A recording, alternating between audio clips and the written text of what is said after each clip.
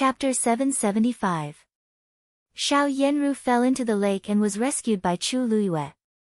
Chu Liuzhou was so shocked by the news that he was not in the mood to stay in the empress's place. He found an excuse and hurriedly asked the eunuch to push the wheelchair away. He didn't notice the meaningful look in Chu Liuchen's eyes when he turned around. Dr. Qiu's medical skills were good. After taking the medicine, Chu Liuzhou could walk easily. As long as he didn't exert himself, there would be no big problem. However, in order to recuperate, he usually sat in a wheelchair. It was reported by a palace maid. The messenger only said that the first miss of Duke Xing's mansion fell into the lake. As for the fact that she fell into the water with Chu Luiyue, it was Chu Luchen who asked casually. He asked who was there at that time, how she fell into the lake, and what was the current situation. Chu Liuzhou didn't care about it at first, but after being asked by Chu Luchen in a few words, he immediately flew into a rage. Chu Luiyue wanted to snatch Xiao Yanru from him, so he made such a scene. Otherwise, how could there be such a coincidence? They happened to meet each other when they went out, so they invited each other to have fun together. When they arrived at the abandoned garden, they went directly to the island in the middle of the lake. It was a remote place, so there was no reason for them to go there. As for what happened later, it was even more coincidental. The fence was broken, and Chu Luiyue fell down. He took Xiao Yanru and pulled her down. Chu Liuzhou didn't believe that he didn't do it on purpose. Duke Xing's mansion was the one he liked, but Chu Luiyue was so shameless to snatch her. Chu Liuzhou really couldn't swallow it, especially when he saw Chu Liuchen's knowing smile, which was so piercing. Duke Xing's mansion must stand on his side. It didn't matter if Xiao Yanru's reputation was ruined. She could marry into Prince Zhou's mansion as a concubine. With this in mind, he hurried to the abandoned garden.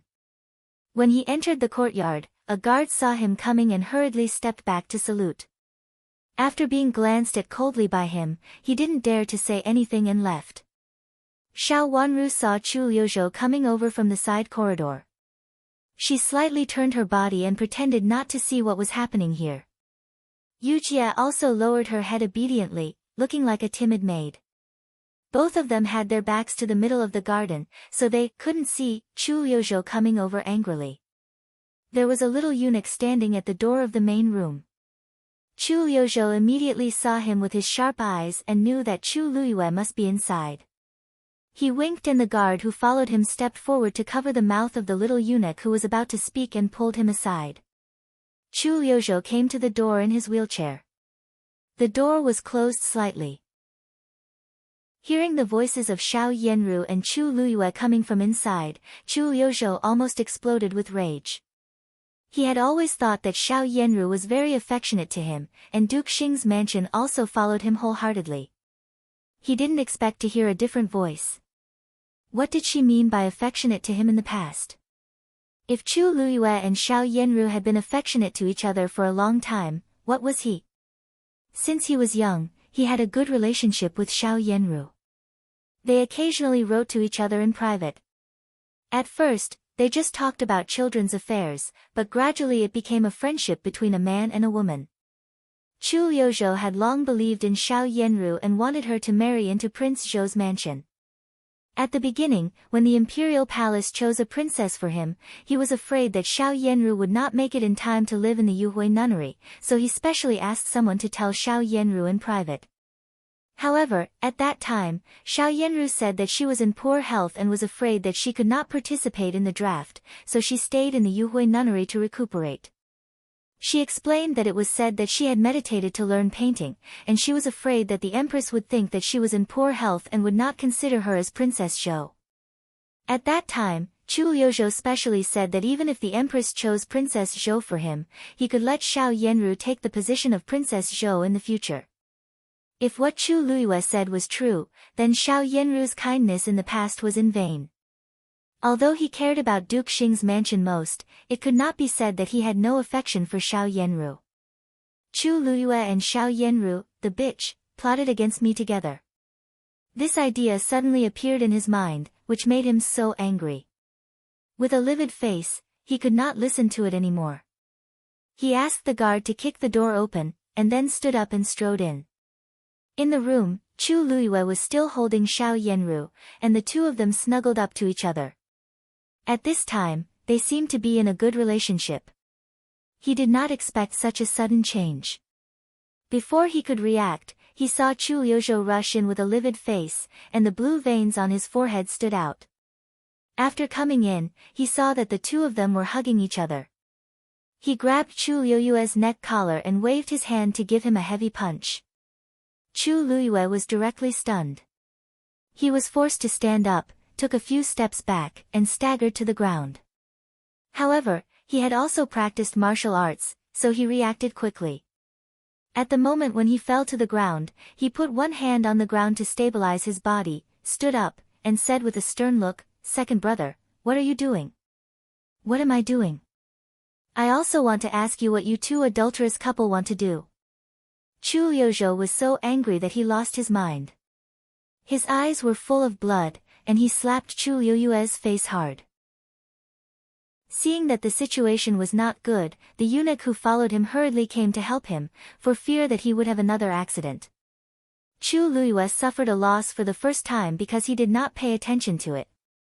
Now that he had paid attention to it, he naturally could not let Chu Liuzhou stop him again. He reached out to hold Chu Liuzhou's fist and shouted, "Second brother, you are crazy." "I am crazy. How could I be plotted against by you two like this?" Well, let's go to see father now and ask him if this is how Prince Yu treats his brotherly affection and secretly plots against his brother-in-law's wife in this way." At this time, Chu Liuzhou said whatever he thought of and said angrily. He desperately tried to break free from Chu Liuyue's hand. Seeing that he really could not break free, he was also annoyed. He stretched out his other hand to hit Chu Liuyue's face. He was really not afraid of making things worse today. "Second brother, what second brother's wife? Why didn't I know that you are going to marry the first Miss Xiao?" Chu Luiyue reacted very quickly and understood. He desperately grabbed Chu Liuzhou's hand with both hands and said loudly. At this time, he was also annoyed. What happened today had nothing to do with Chu Liuzhou at all. Why did he come to make trouble like a mad dog? Xiao Yanru trembled and half fell on the edge of the bed. She shivered, not because she was cold, but because she was afraid. Her eyes were full of despair. It was definitely not a good thing that the royal brothers had a dispute because of her. Moreover, she had been in touch with both of them in private. Seeing that the matter was about to be exposed, she could do nothing now. "Xiao Yanru and I are childhood sweethearts. We have long promised to marry each other. It's nothing for you to interfere. I have long promised to leave the position of Princess Zhou to her, and she has also secretly fallen in love with me. Every time we are together, she is always affectionate to me." Chu Liuzhou gnashed his teeth and said. Now these words were very unpleasant to hear. Since Chu Luiyue and Xiao Yanru dared to plot against him and deal with him together, he would never save them face. "What, the first Miss Xiao and you too?" Chu Luiyue was really confused.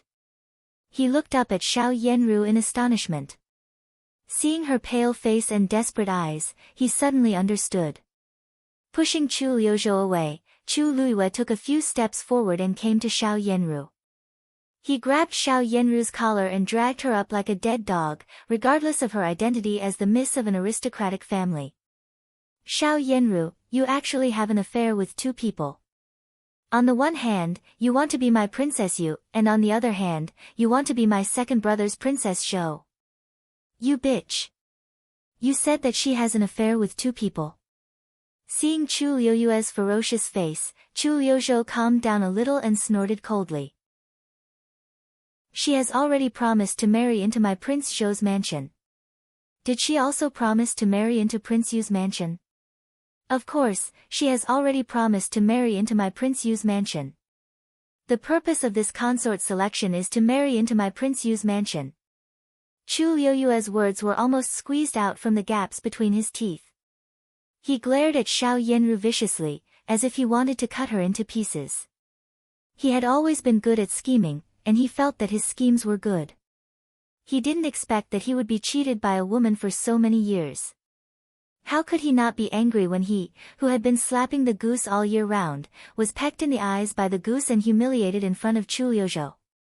He reached out to slap Xiao Yanru hard twice in the face, and then kicked Xiao Yanru heavily in the chest, making her fall backward and pass out, spitting out a mouthful of blood. "Miss, miss!" Shuqi screamed and rushed to Xiao Yanru, crying out of fear. Xiao Yanru's body fell to the ground, and she really fainted this time. With the sound of banging in the main room, it was obvious that they were fighting. Xiao Wanru turned around slightly and focused her attention on the main room, but she didn't move her feet. If she went over now, she would not have a good ending. The two princes were probably furious now. Xiao Yanru had two partners, and they belonged to the royal family. How could the two princes, who had always thought highly of themselves, bear it? It was the most shameful time. Whoever went to watch would be unlucky. Everyone was very clear that no matter who brought the guards, they didn't go forward and let the room be in a mess. The imperial physician had already been alarmed. After coming out to take a look, he went back obediently, pretended not to hear anything, and continued to feel the pulses of the two misses who fell into the water in the wing room. He lamented in his heart, "Why am I so unlucky that I should be on duty today? If I had known it, I should have asked for leave and not come." He was afraid that the two princes would vent their anger on everyone else in the yard after the fight. Another large group of people came to the entrance of the yard. This time, there were guards, palace maids, and eunuchs. Standing in the middle was Chu Luqian, who looked gentle and calm. After entering the door, he looked around and immediately saw Xiao Wanru. He walked over slowly. His steps were steady and natural, as if he didn't hear the sound from the room in the middle. "Fifth Miss Xiao, do you know what happened?" Chu Luqian came over and asked gently with his beautiful eyes raised, as if he had just arrived here and wanted to know the situation first. Xiao Wanru turned sideways and bowed respectfully, shaking her head in confusion. "In fact, I came later. After coming here, Prince Yu said that big sister had fainted and asked me to take care of her. After the imperial physician came to treat her, he went to treat the other two misses who fell into the water. I waited here for the imperial physician to give me a prescription. Then it seemed that Prince Zhou came down and rushed into the main room where Prince Yu and big sister stayed. I had my back to this room just now, so I didn't see it clearly. I just guessed it when I saw many more guards and eunuchs in the yard," Xiao Wanru said. In a few words, she got rid of the matter from her. "She didn't know anything, did she?" Second brother also went in. Chu Luqian was shocked. He turned around and strode to the main room. He was in poor health. Although he walked in a hurry, he couldn't walk fast. Chapter 776. The main room was in a mess. When Xiao Wanru followed Chu Luqian into the room, the first thing she saw was the messy tables and chairs.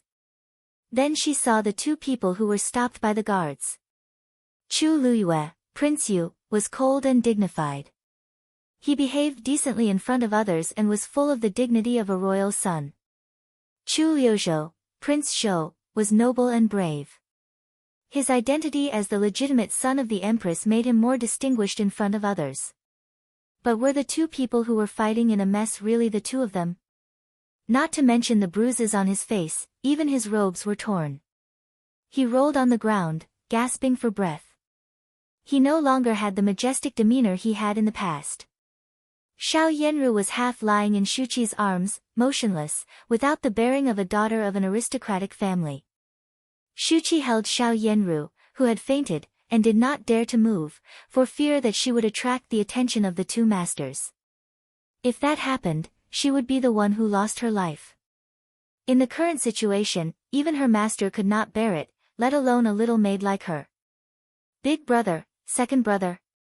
Chu Luqian stepped in, looked at them, and motioned for the guards to let go. Seeing Chu Luqian come with his men, the two of them could not fight no matter how impulsive they were. Chu Luyue stood up with the help of the half-fallen chair and gritted his teeth hard. It was unknown if he had touched a sore spot, but he couldn't help but snort. If you want this woman, just take her. Why do you set me up with her? After saying that, Chu Luiyue glanced at Xiao Yanru with disdain, slightly adjusted his crown, and was about to leave. Chu Liuzhou was also held up by several people, and his eyes were cold. It happened to be Xiao Yanru's foot by his foot, so he mercilessly kicked her away with his good leg and said, I think you set me up with her. My prince's mansion can't afford such a person. Big brother, second brother, let's go. Uncle and the Empress are waiting for you. Chu Luchen looked at them and then at the other with a gentle and indifferent face, as if he did not see the two of them in a mess. Let's go. Chu Luiyue said coldly, waved his sleeves, and walked out. After being stunned for a moment, Chu Liuzhou snorted. Without looking at Xiao Yanru, who was lying on the ground in a coma, he got into the wheelchair and asked someone to push him away. Fifth miss, come with me. Chu Luchen said to Xiao Wanru with a smile. She was going to find out the truth. Xiao Wanru nodded and said, Your Highness, please go ahead. I'll help big sister to the bed. No, she will go with us. Chu Luchen glanced at Xiao Yanru coldly and said, Come on, help the first Miss Xiao into the sedan. Yes. Someone answered and went to prepare. The other two misses also woke up at this time. Hearing that something had happened again and that the Emperor and the Empress were going to interrogate them personally, they were so scared that their faces turned pale. Looking at the two of them, Chu Luchen asked people to prepare a few more sedan chairs. Xiao Wanru and the other two misses got on the soft sedan chair together. A group of 4 soft sedan chairs followed Chu Luchen and headed for Fengyi Palace, where the Empress lived. When they arrived at Fengyi Palace, Xiao Wanru and others waited outside, while Chu Luchen went in to report. Miss Yujie finally found an opportunity. Seeing that the guards carrying the sedan chair had left, she called out softly. The curtain beside the sedan chair was slightly lifted. Xiao Wanru shook her head at Yujie. This was the Empress's Fengyi Palace. Although there seemed to be no one watching, there were still people watching them. Yujie lowered her head knowingly and stood respectfully beside the sedan chair, acting as a devoted servant girl. In the sedan chair, Xiao Wanru leaned quietly and closed her watery eyes slightly. The current situation could be said to have pushed Xiao Yanru to the teeth of the storm. Even if Xiao Yanru did not die, she would be severely punished. Not only her, but also Duke Xing's mansion behind her would not be well off. How would her seemingly honest but actually shrewd second uncle deal with this matter? How would Xiao Yanru save herself? Xiao Yanru was not a person who would wait for death. Xiao Wanru never believed that she would admit her crimes so obediently. The sedan chair stopped in front of the gate of Fengyi Palace. Hearing the sound outside, Xiao Yanru should have sent someone to reply. While waiting for the people from Fengyi Palace to come, Xiao Wanru leaned against the side of the sedan chair and quietly guessed what Xiao Yanru would do next. Xiao Yanru must have woken up now because Chu Liuzhou kicked her hard just now. Xiao Wanru had been paying attention to Xiao Yanru, so she saw Xiao Yanru raise her eyelids slightly at that time, but then she still leaned against the sedan chair motionlessly, as if she had not woken up. That kick was quite heavy. Chu Liuzhou had practiced it before. In such an angry situation, it was impossible for him to show mercy. If it were other misses, this kick would definitely make them scream. Xiao Yanru was really able to bear it. On the way here, there was no sound in her sedan chair, as if she had fainted. But how could there be no sound at this time? Xiao Yanru must be trying to save herself at this time. In this case, how could she save herself? If she did not use a hard move, she would definitely not be able to do it. What would Xiao Yanru do? Given her character, how could she be so ruthless? Looking at the high imperial palace from the window of the soft bridge, a eunuch came down in a hurry. He must have called them in to inquire about this matter. The eunuch came to the front of the soft bridge and said to them, Misses, please get off the sedan chair. The Empress summons you. Several maids went to the curtain of the sedan chair together, lifted the curtain, and wanted to help their miss out. "Ah, miss." Shuchi suddenly took a step back, sat on the ground, and screamed. Xiao Wanru had come out. Seeing Shuchi's appearance, she frowned and went to Xiao Yenru's sedan chair with Yujie. It seemed that Xiao Wanru had made a move. She didn't know how ruthless it was. In this case, Xiao Yenru had to be ruthless to herself. The two princes had lost face because of her. If she wanted to survive, she had to be more miserable. As expected, it looked miserable. Xiao Yenru was lying in a pool of blood with a hairpin in her chest, which she had worn in her hair before. "Hurry up, go and report it to the Empress," Xiao Wanru said to the eunuch, who was also shocked. Her eyes fell on a handkerchief in front of her, on which there were bloody words written by Xiao Yenru. On the way here, Xiao Yenru had scratched her fingers to write the words in blood. She wrote the words in blood to show her love and died to offset the two princes' crime of being embarrassed because of her. Of course, the two princes would not want to bear the crime of having an affair with her. This kind of crime could even make the emperor think that they had secretly colluded with Duke Xing, which was a woman's business. The corners of her mouth rose silently. It was a good plan. Xiao Wanru had originally thought of this. At present, Duke Xing's mansion could not collapse. She was very happy to see Xiao Yenru use this method to save herself. Xiao Yenru's body had been damaged. Even if she could be saved this time, her body was basically ruined. She was afraid that she would have to live with medicine for the rest of her life. The Empress sent an imperial physician to carry Xiao Yenru to the side hall for emergency treatment and asked Xiao Wanru and the other two misses to enter the imperial palace to meet the Empress. Xiao Yenru's words in blood would be handed over by a palace maid. After bowing 3 times and kowtowing 9 times, Xiao Wanru knelt in the middle and told them what she had seen today. In fact, it had little to do with her. When the accident happened, she was not there. She was resting in the yard outside. After the accident, she was not called here immediately. When she stayed with Xiao Yenru, she only saw the imperial physician treating Xiao Yenru. Later, in order to be anxious about the imperial physician's prescription, she specially waited outside the room where the imperial physician was treating patients. Later, Prince Yu and Prince Zhou fought inexplicably in the room, but she didn't know anything. She didn't even know when Prince Zhou came. She only saw that Prince Chen came over and asked her. After that, she followed Prince Chen to the main room and saw the scene that everyone had seen. The other two misses' words were somewhat different. One of them said that they were just standing on the fence and talking. They didn't know why they suddenly fell, let alone why the fence suddenly broke. The fall of Prince Yu and the first Miss Xiao was an accident. Neither of them knew what happened after that. Chu Luiyue said that the two misses deliberately bumped into him. He accidentally pulled Xiao Yenru's sleeve and pulled her down with him. The Empress did not comment on these two statements. She turned to Xiao Wanru with anger in her eyes and glared at Xiao Wanru fiercely, which made Xiao Wanru feel puzzled. But she also knew that the Empress was angry with her, so she lowered her head and was very respectful. "Your Majesty, Duke Xing's mansion is so bold that they dare to do such a thing," the Empress said angrily to the Emperor sitting beside her. How could she not be angry? Her son had been beaten by Chu Luiyue for Xiao Yenru. Although she used to be very satisfied with Xiao Yenru, she was very angry at this time and even disliked other people of Duke Xing's mansion. The Emperor looked from his son, who had been groomed, to the several misses kneeling below, and his face was very pale.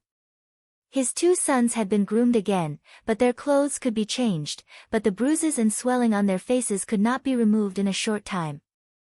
Thinking that he had high hopes for his two sons, he couldn't let it go for a while. He took a deep breath and his eyes fell on the blood-colored handkerchief in front of the table. "Tell me, what the hell is going on with you?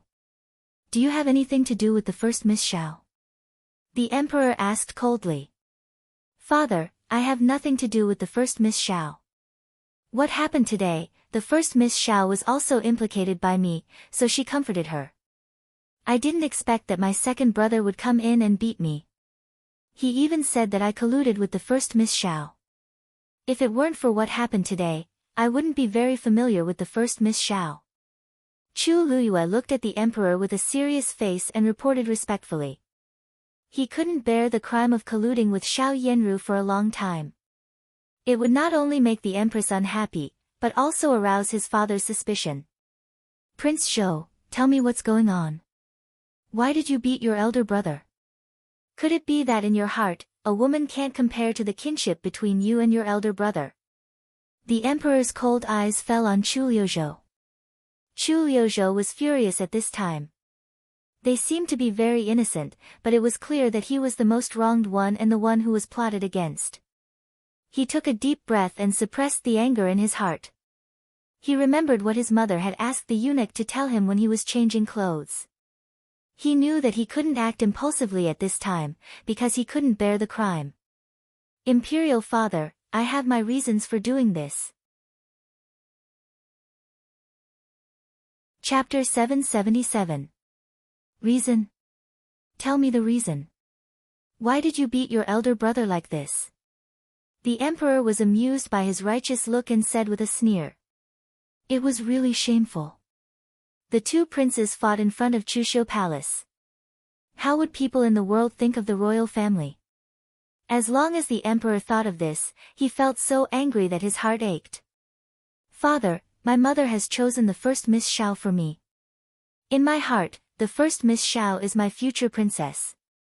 When I saw my elder brother and the first Miss Xiao hugging each other, I was naturally furious and beat my elder brother. Now I understand that I made a mistake and I will apologize to my elder brother. Chu Liuzhou lowered his noble head and said to the emperor. After that, he sincerely said to Chu Luyue, Brother, I was impulsive just now. If you're not satisfied, just hit me. This time, I will never hide, let alone fight with you. Chu Luyue said with a smile. His tone was so sincere that it almost made others believe him. Xiao Wanru lowered her head and looked at the black brick in front of her. Her long eyelashes covered all her emotions. If she hadn't known that Xiao Yanru had hooked up with the two princes in private, she would really think that it was just a misunderstanding. A misunderstanding was better than everyone harboring evil intentions. This was expected. Although these princes knew it, they couldn't say it like that. It would be too shameful for the royal family to have such a scandal. Moreover, it was not only Chu Luyue and Chu Liuzhou who lost face. Both of them denied that they had an affair with Xiao Yanru in private, which was also voluntary. It turned out to be just a misunderstanding, and he was asked to fight back. Chu Luyue was so angry that his face twisted, but in the end, he had to suppress the anger in his heart and calm down. Since it's a misunderstanding, it's good that it's solved. I'm sorry for my second brother. When he hit me just now, I couldn't help fighting back. I didn't make it clear. In that case, who could make it clear? They had already fought. Chu Liuzhou twitched the corner of his mouth, which was also very painful, but he had to show a smile on his face. Elder brother, it's all my fault. Blame me. I'm also at fault. I shouldn't have dragged Miss Xiao down with me. No, it's me. It's me. The two of them had just fought fiercely, but in just a short while, they had become intimate like a family of brothers. Seeing their hypocritical appearance, the emperor was so angry that the blue veins on his forehead stood out. He picked up the teacup at hand and smashed it in front of them. Shut up. The hall immediately quieted down. Even the empress peeked at the emperor uneasily. She didn't know what the emperor meant and could only respond carefully. This matter could be big or small. She didn't have time to talk with Chu Liuzhou until now. She only had time to tell Chu Liuzhou that he must not say that he had an affair with Xiao Yanru. The affair of the royal family could become a political affair. Although Chu Luyue might be involved in it, the empress did not dare to take this risk. At present, it seemed that although the emperor didn't believe it, at least he wouldn't link it to the previous court. Empress, the consort selection hasn't been implemented yet. Why do you decide who to choose? Has the Empress already made a decision at this time? Then what else do you want to choose? Just do what you should do. The Emperor said coldly. Hearing this, the Empress couldn't sit still anymore. She knelt down with a plop and her eyes turned red. She wiped her tears with a handkerchief and said, "Your Majesty, I didn't deliberately reveal the news to Zhou. He happened to come over and heard it. I liked Miss Xiao originally, so I said that I wanted to choose Miss Xiao as Princess Zhou. But Prince Zhou heard it and was very satisfied. I didn't expect it to be like this. It's a misunderstanding again. You're all wrong, but I didn't misunderstand you. Look at this." The Emperor slapped the table hard and said angrily, "A lady from an aristocratic family is going to lose her life because of your continuous misunderstandings." What? Even the Emperor didn't really believe it, but he had to say it on the surface. The daughter of an important official went to the palace for the consort selection. Not to mention that she wasn't selected, she almost lost her life. This was somewhat unreasonable. What would the officials think? Were they saying that the two princes forced her to die? "Your Majesty, I'm wrong. Please punish me," the Empress said with tears and grievance. She took the blame and didn't say anything about Chu Luyue and Chu Liuzhou. Xiao Wanru moved her head slightly. Basically, there was no big problem now. It was only Xiao Yanru herself who was hindered. It was good for everyone to separate the front court from the back court. The Emperor also intended to turn a blind eye to it. You deal with it yourself. Let the one from Duke Xing's mansion go back. Now that things have come to this point, it is impossible for her to enter the royal family again. The Emperor stood up and said coldly. After that, he turned around and strode away with his people. The Emperor felt deeply ashamed. It was really a scandal that his two sons fought like this for a woman. Yes, I understand. The Empress was very respectful. She stood up with the help of the palace maid and secretly breathed a sigh of relief. This was the best solution. In this case, it was not appropriate to enter Prince Yu's mansion or Prince Zhou's mansion. Although she felt it was a pity that she couldn't pull Duke Xing's mansion to her side, at least she didn't let Duke Xing's mansion stand on Chu Liuyue's side. From this point of view, it was not a big loss. In essence, the matter had been settled, and the next thing was much easier to deal with. Chu Luyue didn't save the two misses in the end. Naturally, Chu Luyue couldn't be held responsible. The Empress would not allow Chu Luyue to accept the two misses into Prince Yu's mansion. She immediately ordered them to leave the palace and let them learn women's precepts and women's school after returning to the mansion. The two misses had behaved inappropriately and knocked Prince Yu into the water. This matter was inevitable. Xiao Wanru calmly saw the two misses fall to the ground. It was the Empress's idea to send them back in this case. They should learn women's precepts and women's precepts, which actually cut off their path to the royal family. In the future, they could only marry far away or marry of a lower status. On the surface, Xiao Yanru seemed to be much more miserable. She was innocent and implicated. Now it was unknown whether she was alive or dead. Moreover, she left a blood letter before committing suicide. On this point, Xiao Yanru's self-rescue was successful. Of course, Xiao Yanru would be fine. The hairpin didn't penetrate deeply. Of course, this was only on the surface. In fact, the harm to Xiao Yanru was obvious. Xiao Yanru, who was most likely to become the princess consort of the prince, had fallen so far that it was impossible for her to enter the prince's mansion. How could Xiao Yanru be reconciled with her character? The next target should be the emperor, right? Xiao Wanru didn't know what had happened to Xiao Yanru in the last life.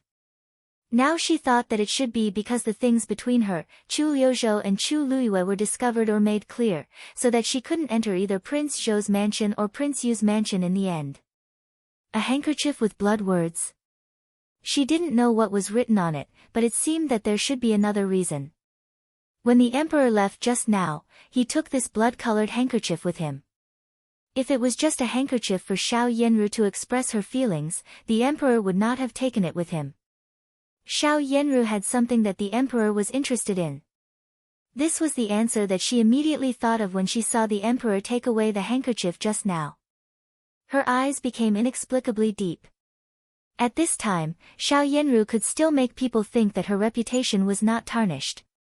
It couldn't be just because of the confession in her blood words. Although neither Chu Luiyue nor Chu Liuzhou mentioned their affair with Xiao Yenru, how could the emperor not know about it? So Xiao Yenru entered the palace in the last life because of this. 5th Miss Xiao, just now the imperial physician came to report that the first Miss Xiao's life is saved. 5th Miss Xiao, do you mean to let her stay in the palace to recuperate or send her back to Duke Xing's mansion? The empress's voice suddenly came from above. Since the emperor was not here, the empress regained her former dignity and asked lightly. Xiao Wanru frowned slightly. It was extremely difficult to answer the empress's question. How could Xiao Yenru stay in the current situation? She had to be sent out of the palace, which meant that she had no chance in the consort selection.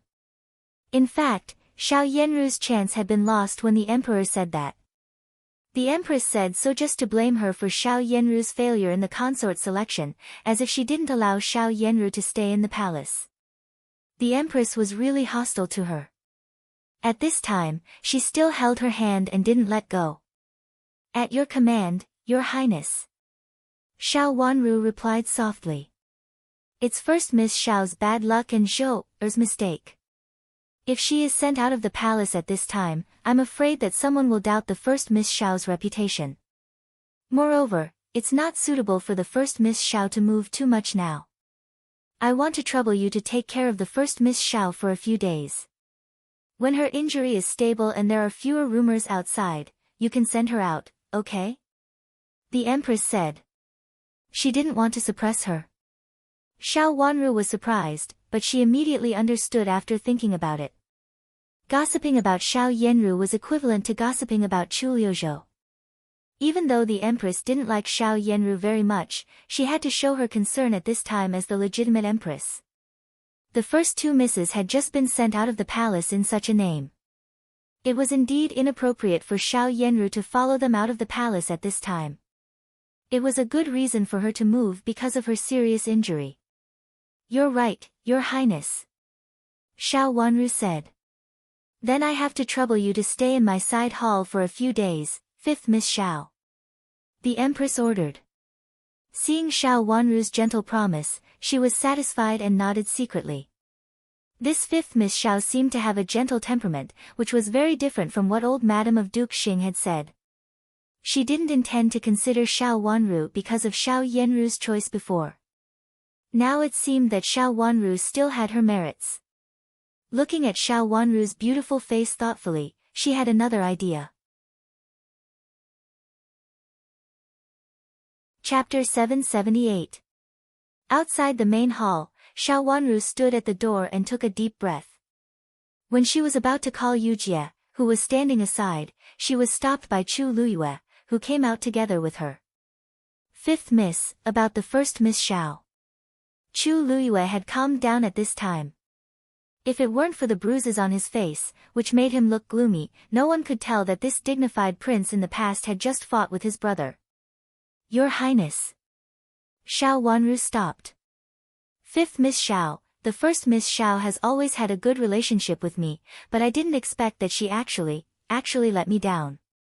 She and my second brother. Speaking of this, Chu Liuyue's face became increasingly gloomy, and a trace of coldness flashed in his eyes. Xiao Wanru lowered her head and listened silently, without answering or interrupting. This was a matter between the three of them and had nothing to do with her. She really didn't know why Chu Luiyue stopped her. Duke Xing has always been gentle, but I don't know how he could have a daughter like the first Miss Xiao. Chu Luiyue said angrily. Xiao Wanru continued to be silent. What happened to her cheap second uncle had nothing to do with her. Since my daughter is like this, how about the elder brother of the first Miss Xiao? Is he worthy of the position of the heir? Chu Luiyue snorted coldly, sounding really annoyed. Xiao Wanru's heart moved. This was the key point Chu Luiyue wanted to say. She pulled the handkerchief in her hand and continued to say nothing. She just regarded herself as an obedient pillar. It seems that the position of the heir should fall on your brother. If I have a chance, I will go to my father and tell him about it. Chu Luiyue said. His eyes fell on Xiao Wanru. She lowered her face, and he could only vaguely see her white and tender forehead. Her beautiful black hair reflected her snow-white skin. Inexplicably, he didn't feel so angry about Xiao Yanru. At least he didn't have to marry Xiao Yanru, so he didn't have to suffer. Xiao Wanru frowned. It was not easy to answer this question. If she answered, it would seem that she had conspired with Chu Luiyue. If she didn't answer, it would seem that she had despised Prince Yu. She bowed to the side and softly said, "Your Highness, this is a matter of the previous dynasty. I dare not comment on it." Her voice was soft and gentle, with the inherent sweetness of a young girl, but there was some distance between her actions. After bowing, she still slightly lowered her head, as if the topic just now did not arouse her interest. It was not a trivial matter for Xiao Wanru to be the heir of Duke Xing's mansion. Chu Luiyue didn't believe that Xiao Wanru wouldn't be tempted. The second branch of Duke Xing's mansion obviously had bad intentions towards the eldest branch. How could she not care about it at all? If the heir of Duke Xing finally fell into the hands of the current first young master of Duke Xing's mansion, Xiao Wanru's biological brother would only be an ordinary young master of an aristocratic family. Does Fifth Miss not want the position of crown prince anymore? Chu Luiyue slightly narrowed his eyes and asked with a little more pressure on his face. He didn't believe that she couldn't hear his kindness. Xiao Wanru smiled softly and said, "Your Highness, you must be joking. The Emperor will make the decision on this kind of thing. How can I, a little girl in the backyard, make the decision?" She was really talking nonsense. Did she really think that she would really believe it? How could she use such words to make an excuse? "Fifth Miss, who do you think will be the heir of Duke Xing's mansion? I'm curious whether Fifth Miss will stand on the side of the elders or your biological brother." Xiao Wanru didn't know what Prince Yu meant. Was it appropriate to stop her and say this at this time? A trace of impatience flashed in her eyes, but there was a smile on her face. It was like a blooming flower, blooming with attractive light. She said, "Your Highness, I'm just an ordinary girl in the backyard. I really can't answer your question." With such a faint expression and polite and respectful words, she blocked what Chu Luiyue was about to say just now. Chu Luiyue's face darkened, and the atmosphere immediately became cold. "Big brother, what are you still doing here? Are you worried about the first Miss Xiao? If you are worried, you can go and have a look with me. The first Miss Xiao has suffered this inexplicably. You really should go and have a look." A leisurely and gentle voice came from behind them. Chu Luqin came. Xiao Wanru was relieved, and the solemn atmosphere at the scene was immediately relieved. "Big brother, you are really in a good mood. You are still worried about the first Miss Xiao at this time. In fact, you can go to my father to ask for a marriage. Anyway, I didn't see anything that I shouldn't see. The first Miss Xiao and Big brother are really a match made in heaven." The sarcastic voice belonged to Chu Liuzhou. The two of them looked back and saw Chu Luqin and Chu Liuzhou standing behind them. Although there was a smile on Chu Liuqin's handsome face and he looked gentle, it inexplicably made people feel that he was unhappy. There was a faint coldness in his eyes, and the smile did not reach the bottom of his eyes. Chu Liuzhou was also smiling sarcastically, and his words were even more sarcastic. At this time, without the Emperor and the Empress in front of them, Chu Liuzhou was angry again. He had been wondering why Chu Luiyue stopped the fifth miss of Duke Xing's mansion. After hearing Chu Liuqin's words, he found that it turned out that Chu Luiyue was worried about Xiao Yanru. There was indeed an ambiguous relationship between them, and it was very ambiguous. Thinking that he used to think that Xiao Yanru loved him wholeheartedly, but it turned out that she and Chu Luiyue secretly had an affair, he felt so angry that he really wanted to drag the adulterous couple out of the world. Second brother, Third brother, I do have something to ask the fifth Miss Xiao. The first Miss Xiao suffered because of an accident with me, so I have to ask her clearly. Chu Luiyue said unhurriedly. Big brother, if you are worried, you can have a look in person. There is no need to make things difficult for the fifth Miss Xiao. Chu Liuzhou really disliked Chu Liuyue's gentlemanly look, so he said with a fake smile. Second brother, the first Miss Xiao is indeed innocent today. Chu Luiyue looked serious. Defending Xiao Yanru was equivalent to defending himself. Of course it's innocent. Otherwise, I don't know what will happen to me. Fortunately, I found it early. I have to thank you, big brother. Chu Liuzhou pretended to be very polite and made an obeisance by cupping his hands. Chu Liuyue's face turned pale with anger, but he couldn't argue. Chu Liuzhou didn't say it clearly, but everyone knew that it was actually very uncomfortable. Your Highnesses, I'll leave now. Seeing that they were arguing with each other tit for tat, Xiao Wanru turned sideways and bowed to them. Chu Luiyue was not in the mood to pay attention to Xiao Wanru at this time, so he waved his hand. Xiao Wanru took a few steps back and turned to leave. A palace maid in front of her led her to the side hall where Xiao Yanru was recuperating. The side hall was the most remote place in the Fengyi Palace. After making several turns, she arrived at it. When she got inside, she saw Shuqi guarding at the door. Seeing Xiao Wanru coming, Shuqi was overjoyed. Fifth Miss, you're finally back. My master invites you over. Shuqi ran over, bowed to Xiao Wanru, and said. Has your master woken up? Xiao Wanru asked. My master has woken up. Fortunately, the imperial physician has excellent medical skills and can stop the bleeding. Otherwise, something bad will happen to my master. I'll follow my master into the imperial palace.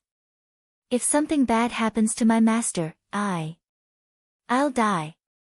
Shuqi wiped the tears from the corners of her eyes in fear. She was really afraid. In the past, she had always thought that her master was a proud daughter of heaven. Anyone could get into trouble, but her master couldn't. Only now did she find that her master was nothing in front of the real dignitaries. In fact, Shuqi's faith had collapsed. She had never expected that her master, who was good with money and power, would end up in this situation, and she didn't know how to explain it.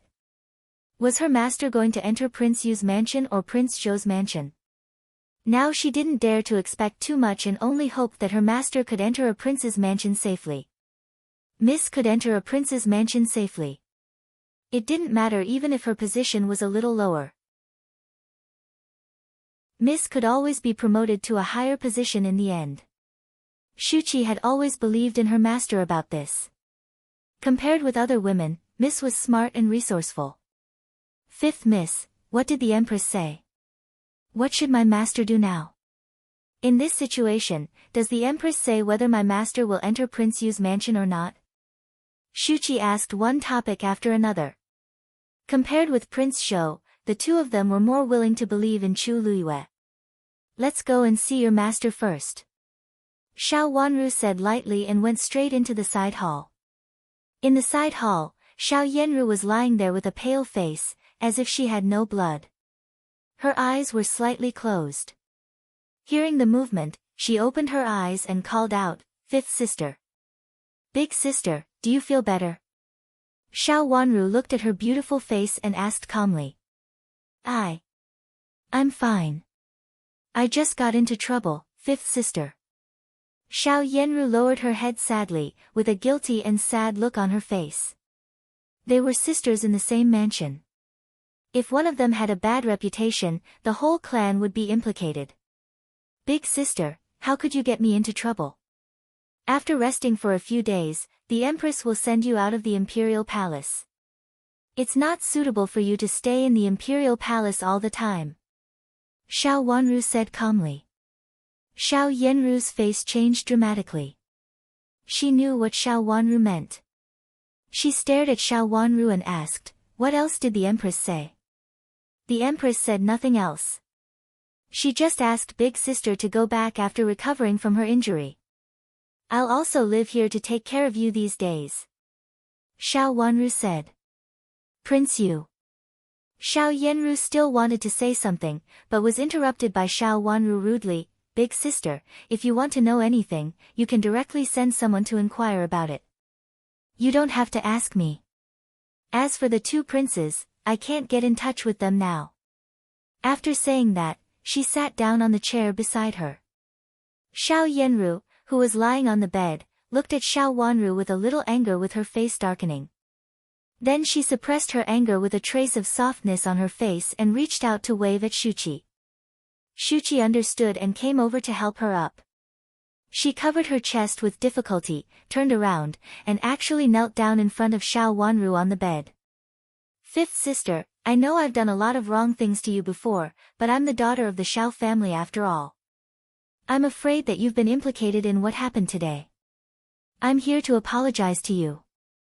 I hope you don't blame me. I really don't know why this happened. Speaking of this, Xiao Yanru gasped and looked at Xiao Wanru with tears in her eyes. She held back her tears and suddenly burst into tears. Chapter 779. It was very quiet in the hall, and they were all very quiet, which made Xiao Yanru's crying sound more sorrowful, painful, and even a little desperate. It was not just an act. What happened today happened so suddenly that Xiao Yanru was caught off guard. She could hardly believe that her good cards would suddenly become a mess. Xiao Yanru cried uncontrollably, and Shuqi, who held her in her arms, also cried silently. Xiao Yanru stole a glance at Xiao Wanru while crying. She saw that Xiao Yanru lowered her head and looked at the corner of the ground in front of her silently, as if she was sad and sad. What had happened was also a great disaster for all the girls in the Xiao family. If the fact that Xiao Yanru had seduced the two princes was exposed, not only Duke Xing would be in trouble, but also all the girls in the Xiao family would be in trouble. Yujia stood behind Xiao Wanru and did not move at all. Fifth sister, I'm sorry. I'm sorry for all the girls in our family. Xiao Yanru cried intermittently. Xiao Wanru slowly raised her head and restrained the coldness in her eyes. She would not believe Xiao Yanru's modesty at all. Big sister, what's the point of saying this now? She sneered in her heart, but slowly frowned. I know, but now, what should we do? What should we do? Xiao Yanru cried. Big sister, what do you want to say? Xiao Wanru frowned tightly with a little displeasure. I'm just afraid that the emperor will vent his anger on my father. What should we do? My father and grandmother don't know yet. If they are angry, our whole mansion will be in trouble. I'm afraid that even the title of nobility will be. Xiao Yanru said and cried again.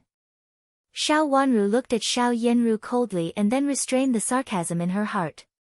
Both Chu Luyue and Xiao Yanru thought that she liked the title of nobility of Duke Xing's mansion very much.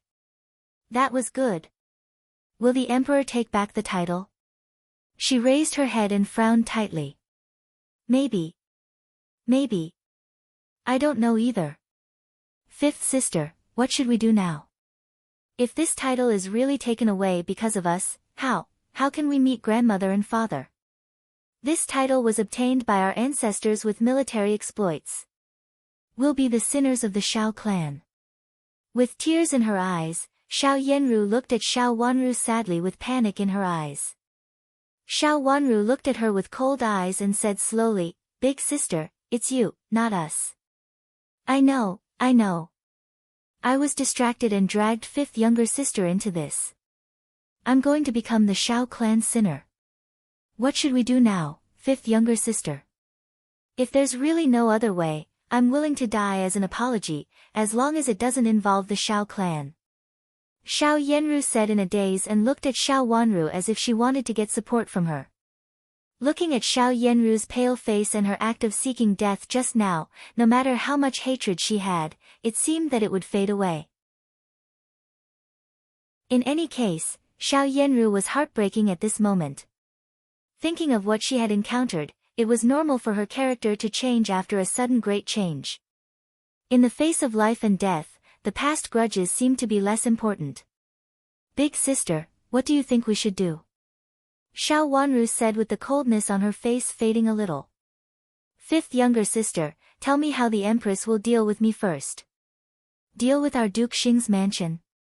Xiao Yanru asked with tears in her eyes. She really couldn't believe what she had heard before and asked again with her body trembling slightly. Shuqi hurriedly helped her lie down and carefully avoided the wound on her chest. Xiao Wanru blinked and said slowly in a low voice, "She wants you to stay here for a few days.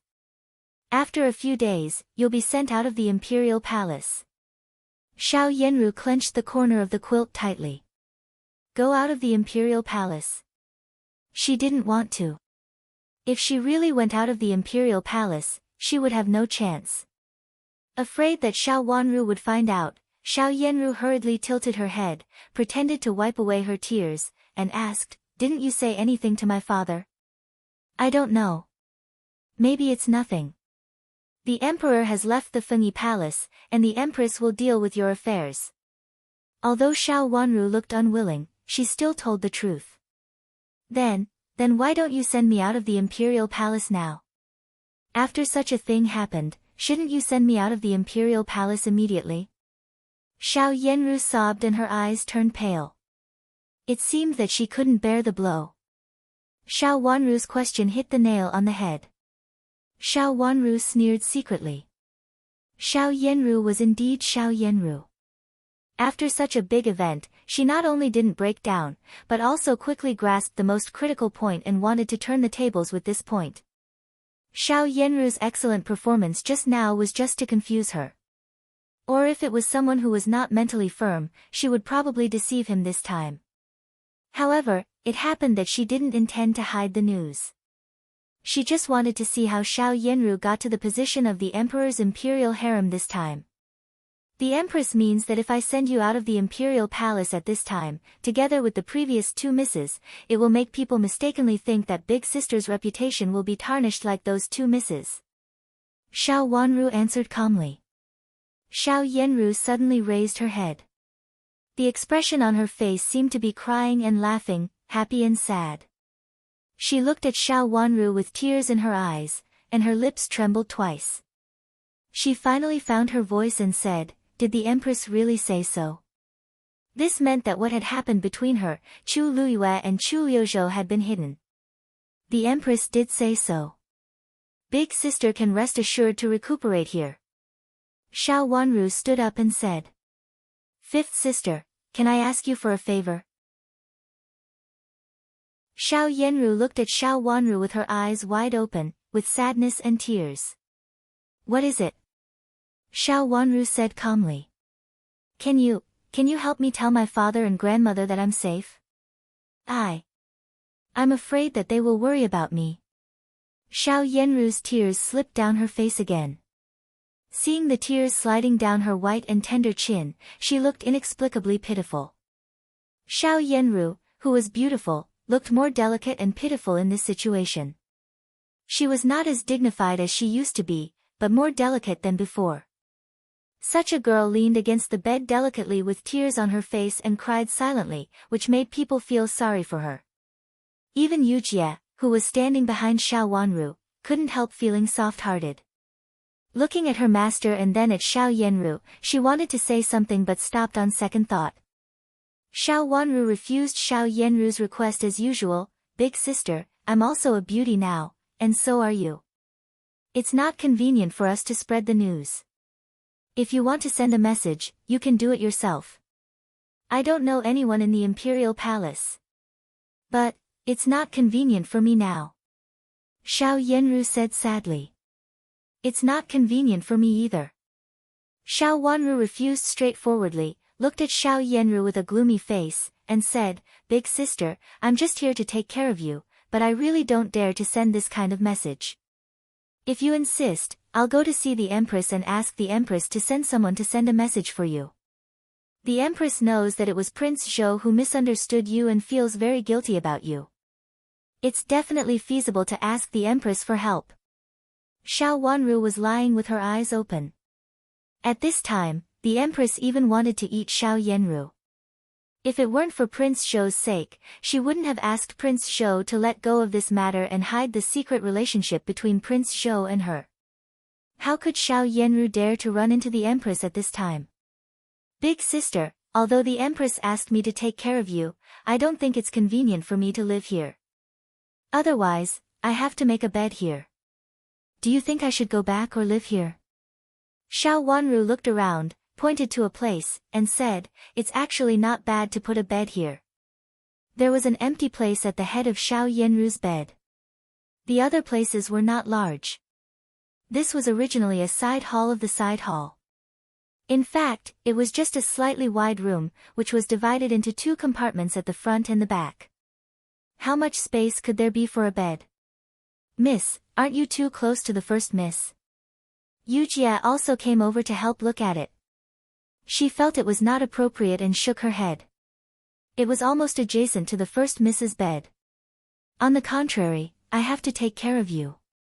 It's okay to lean against each other.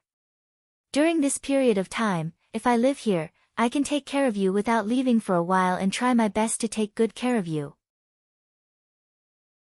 Xiao Wanru said casually, glanced at Xiao Yenru with a pair of deep eyes, and suddenly said with a smile, "We are in the palace, and we can't walk around casually. It's not boring for me to stay by your side." She meant that she would follow Xiao Yenru all the time. "Fifth sister, I think you'd better go back to Chuxiu Palace to sleep. Please come here in the morning and go back at night. If you also live in the same place at night, it will be inconvenient for me if you feel uncomfortable. I've never lived in the same room with someone before." Xiao Yenru said softly and reached out to wipe her tears with difficulty. It seemed that she had pulled her wound, and her face turned pale in pain. "I don't feel uncomfortable. It's a little far away from home." Xiao Wanru said unwillingly. "It's not a good idea. If you also live in Fengyi Palace, will you not take part in the consort selection? You are the only one left in our Duke Xing's mansion now. How can you not take part in the consort selection? I have no hope, so how can I be responsible for you?" Xiao Yenru said with concern. "It doesn't matter whether you take part in the consort selection or not. I can't just leave my big sister here alone. The Empress wants me to take care of you here." Xiao Wanru said indifferently. "Fifth sister, you are so silly. It's not good enough for me. If you don't even take part in the consort selection now, what will others think of our Duke Xing's mansion and the unmarried girls of our Duke Xing's mansion?" Xiao Yenru wiped her tears again and pretended to be strong. She looked at Xiao Wanru expectantly with bitterness in her eyes. She really thought about Xiao Wanru wholeheartedly. Of course, she did this to make Xiao Yenru leave. Xiao Wanru looked at Xiao Yenru's face and saw the anxiety hidden behind her bitterness. Originally, she didn't want to stay, so that she could get away from what happened to Xiao Yenru later. But this is the Empress's idea. Xiao Wanru wavered. "Don't worry. I have a way." Seeing that Xiao Wanru wavered, Xiao Yenru was overjoyed and hurriedly said. She couldn't let Xiao Wanru stay and stare at her all the time. Chapter 780. The palace maid guarding the side hall was called over. Xiao Yenru asked Shuqi to help her up. Because of excessive blood loss, her face was pale. Did the Empress instruct fifth sister to stay in the Fengyi Palace?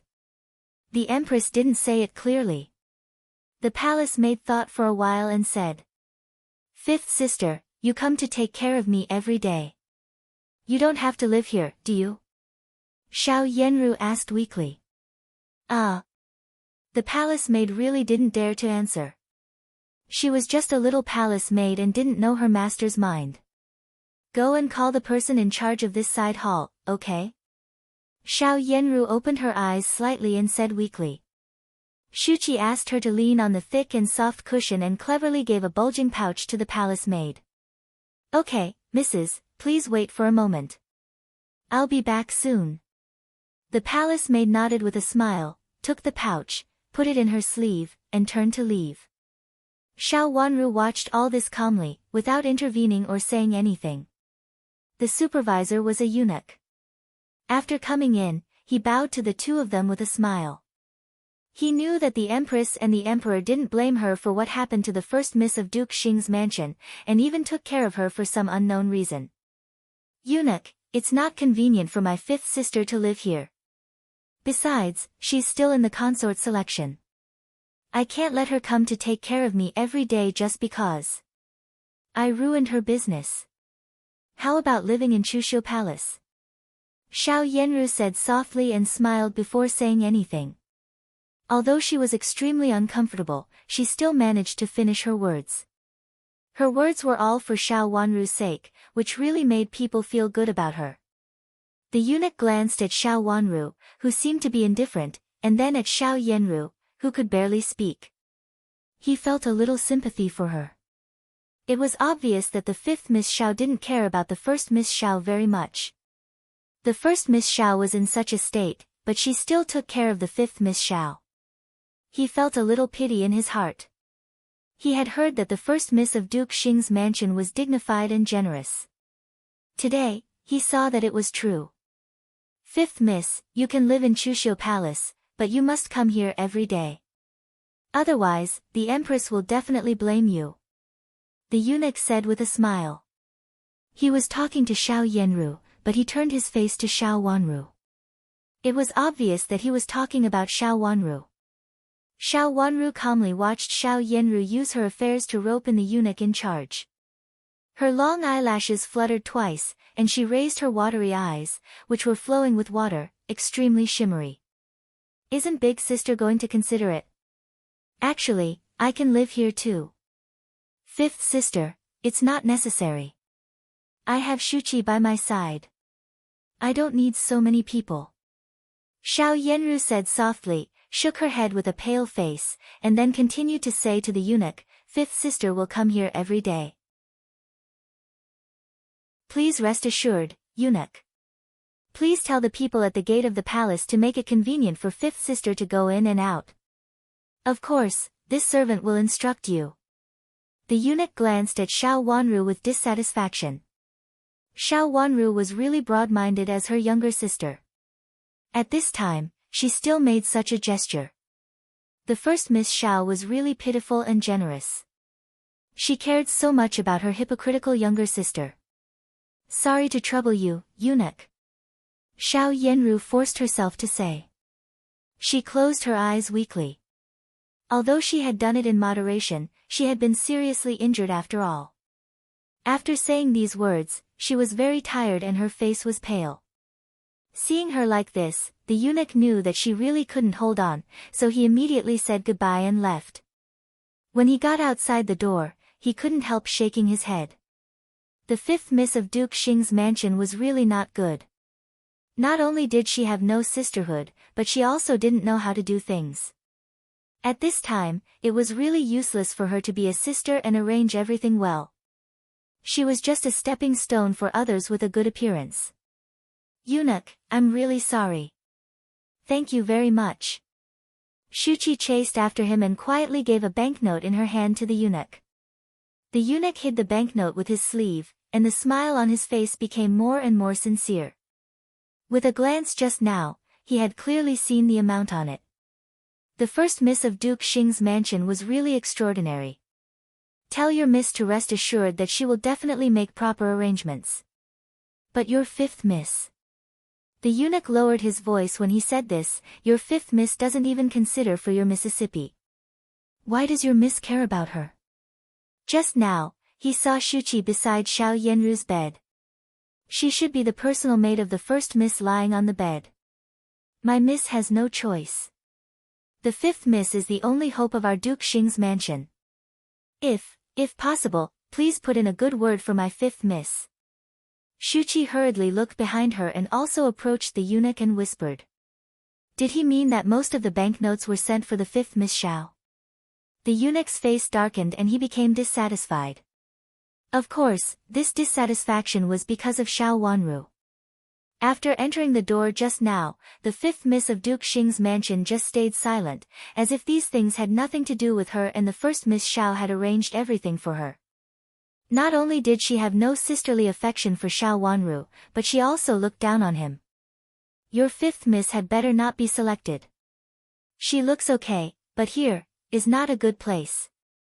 If she stays, she may bring trouble to your Duke Xing's mansion. The eunuch reached out to point at his head, indicating that Xiao Wanru had something wrong with her head. No, how could it be? Our fifth miss is very smart. Shuqi lowered her head uneasily and explained dryly. It seemed that no one would believe that Xiao Wanru was really smart. Your fifth miss is not only useless here, but also has no sisterly affection for Xiao Wanru. Look at her just now. Your first miss cares about her wholeheartedly, but she doesn't want to take care of her at all. If she takes care of you here all day long, I don't know what will happen to her. The eunuch sneered. After saying that, he suddenly thought of something and asked suddenly, did your fifth miss stay to take care of your first miss voluntarily? The question was asked abruptly, but Shuqi was delighted. This was what Xiao Yenru hinted to her to convey to the supervisor eunuch. Yes, our fifth miss is very nice. She kept asking to stay to take care of our first miss and said that she would not leave until she took good care of our first Mississippi. Maybe when you came, the fifth miss was too embarrassed to say anything. In fact, the fifth miss was very nice to our first miss just now. Shuqi explained, but she said it so quickly that it seemed that she was trying to cover something up. Thank you, eunuch. I'll go back to take care of our first miss first. Since she had conveyed the message, Shuqi immediately bowed sideways to the eunuch and then hurriedly turned back to go back. Her miss repeatedly hinted that she could not stay outside for too long, otherwise the fifth miss would be suspicious. She had intended to send a pouch in the room, but Xiao Yenru hinted with her eyes to stop her. After that, when the eunuch came out, she also asked her to follow him out to send the money. The master and the servant had done this kind of thing many times in the past, so they cooperated very well. As for why she said so, before Xiao Wanru came over, Xiao Yenru had asked Shuqi to guide her like this when she had the opportunity. Now the opportunity came. Seeing Shuqi, who seemed to be in a hurry to leave because she could not explain it clearly, the eunuch sneered. As he expected, the fifth Miss Xiao had bad intentions. She obviously took a fancy to Prince Zhou and wanted to get close to him first. She pretended to protect her sick sister, but in fact, she might have something else in mind. In the past, there were many misses from aristocratic families who stayed in the imperial palace for various reasons. Many of them pretended to be delicate and threw themselves at her, but all of them were eyeing the position of Princess Zhou. Sisterly love. At first glance, he could tell that the fifth miss was not on good terms with the first Miss Xiao.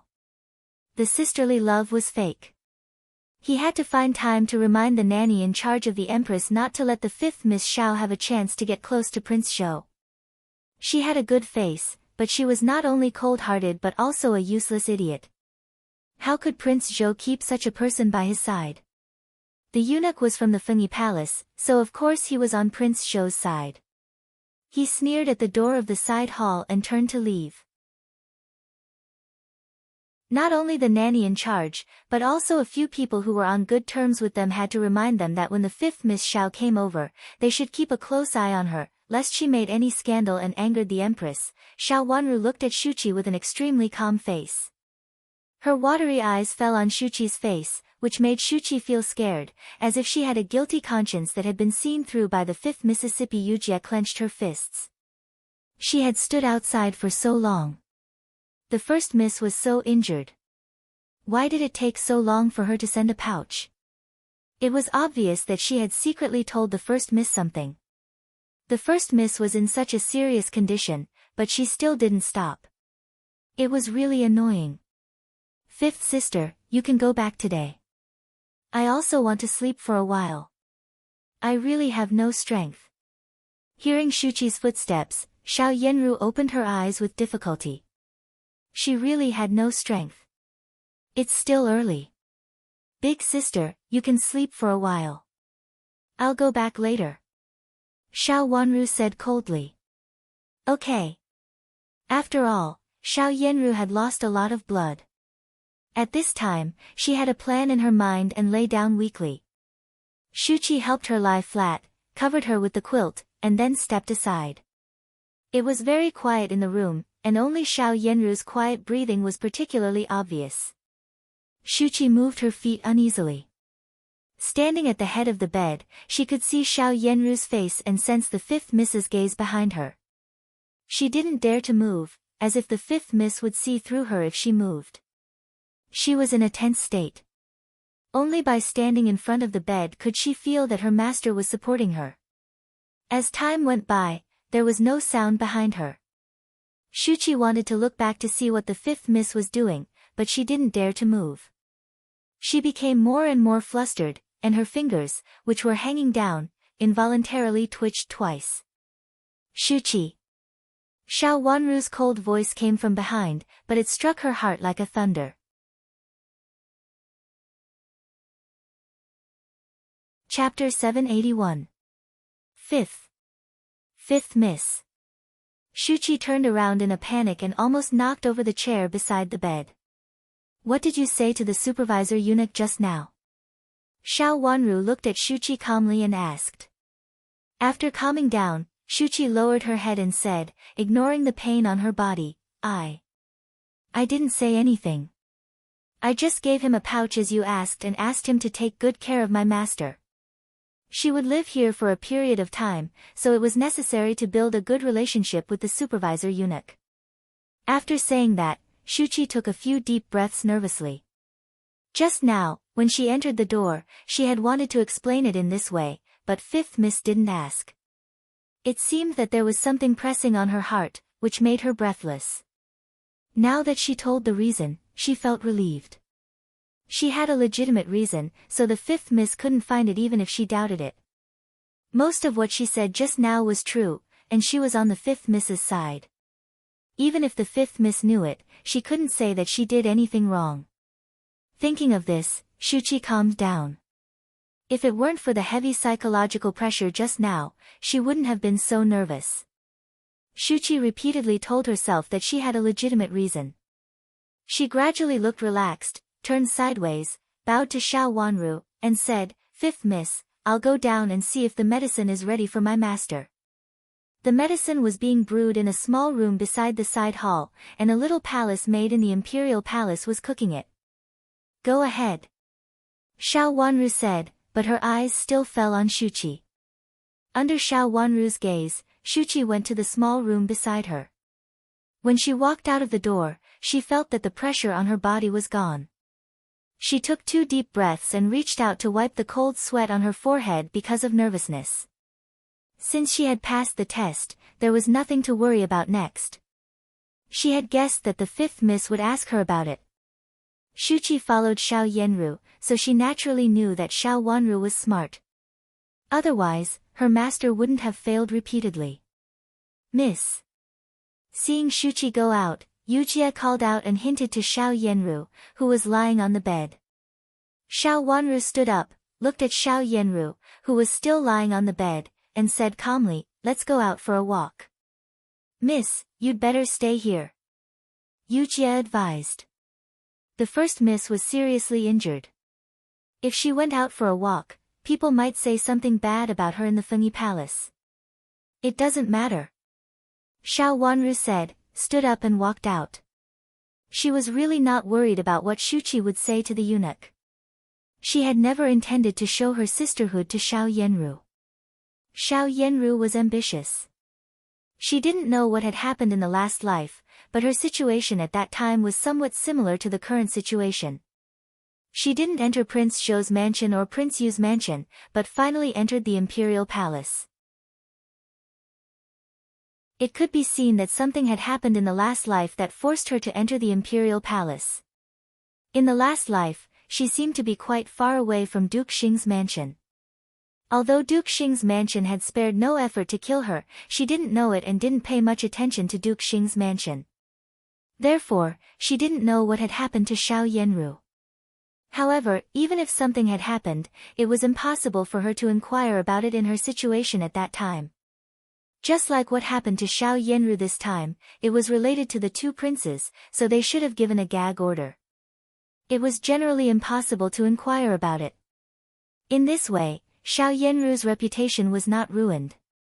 However, after what happened, she would miss the chance to get close to Prince Zhou's mansion and Prince Yu's mansion. It was impossible for her to get a good marriage after leaving the imperial palace. Although the aristocratic families in the capital city might not be able to inquire about it, something must have happened since Xiao Yenru, who was the most popular princess among the princes, was sent out of the imperial palace. The aristocratic families wouldn't marry such a girl who was sent out of the imperial palace. Therefore, staying in the imperial palace was her only chance to be a commoner or her only chance to get in touch with power. Xiao Yenru would not give up this opportunity. It would not do her any good to be close to her. There were wounded patients in the side hall, so the stove was warmer.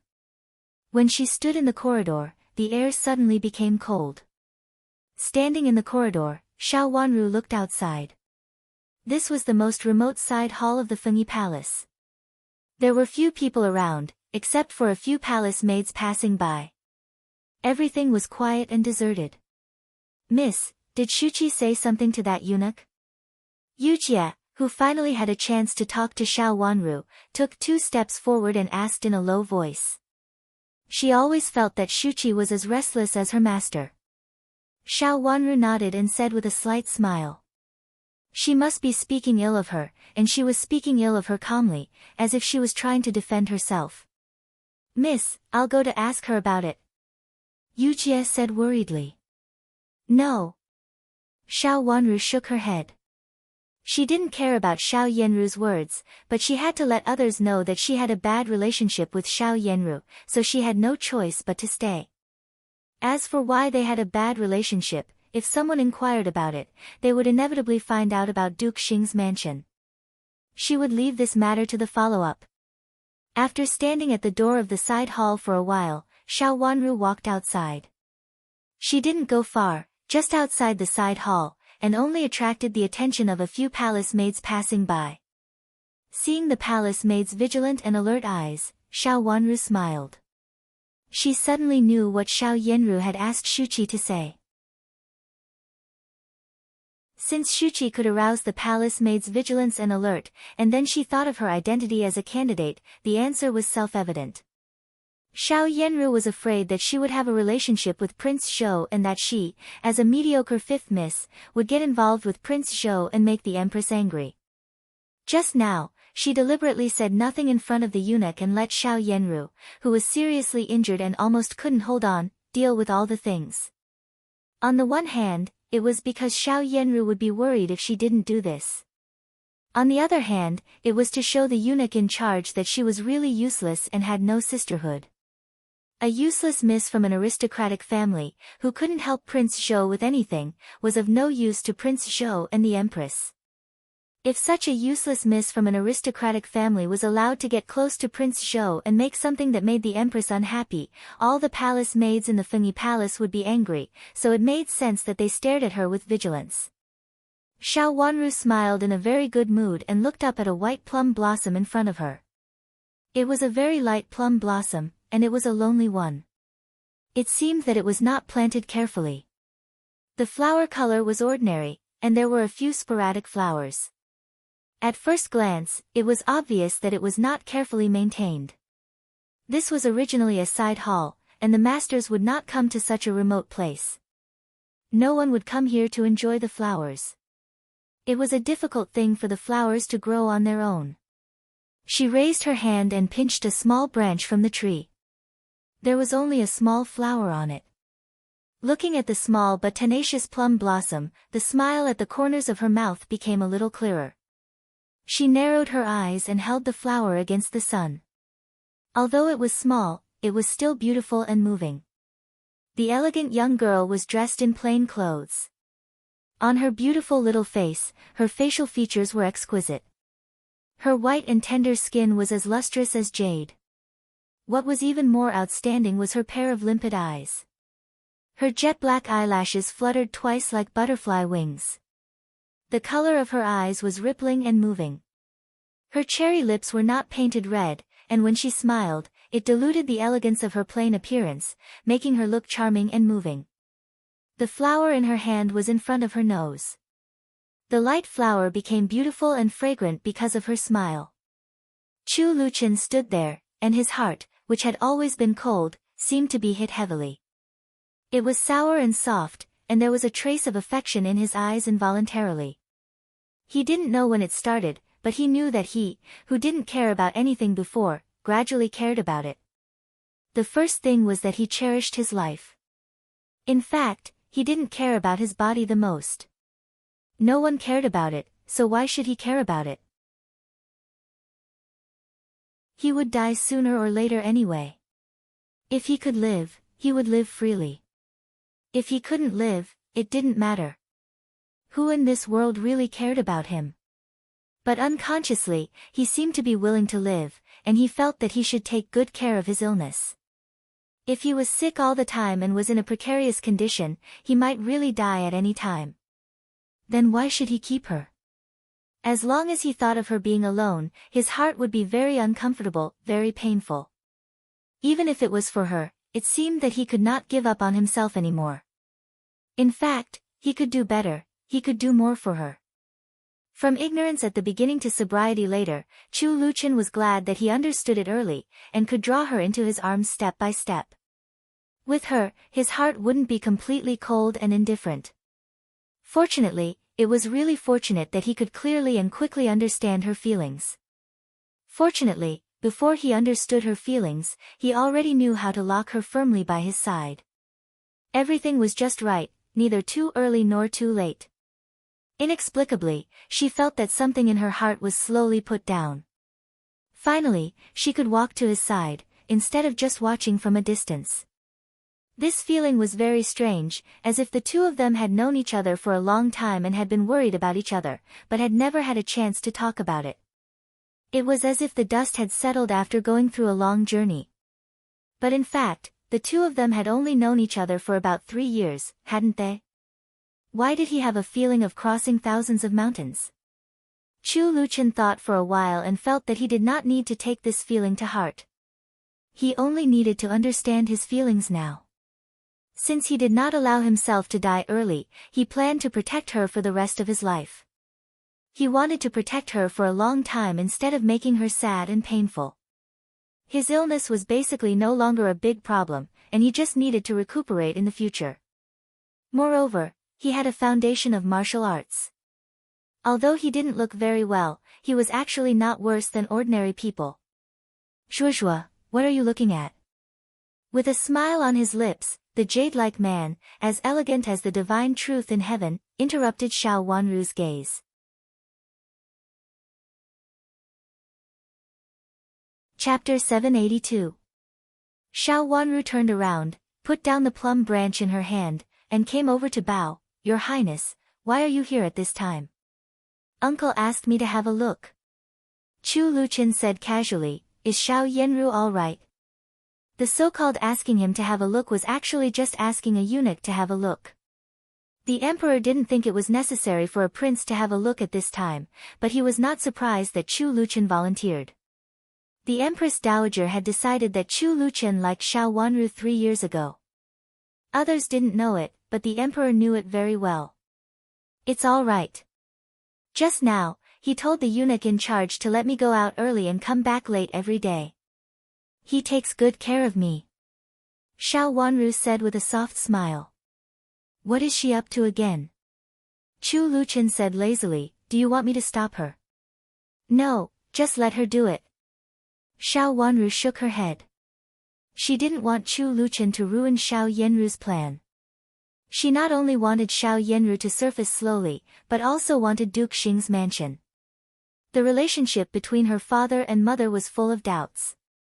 She would find out the truth of that year. Let's go out for a walk. Chu Luchen suggested. Xiao Wanru shook her head and said, Your Highness, you'd better go back first. This is Fengyi Palace. Fengyi Palace was the Empress's territory. Chu Liuchen's every move here must be closely monitored. She didn't want to attract more people's attention before their relationship was officially announced. There might be some news from the Empress, but it should not be decided yet. Okay, if you need anything, just tell me. I'll ask someone to prepare a soft sedan and send you to Fengyi Palace every day. Chu Luqian said.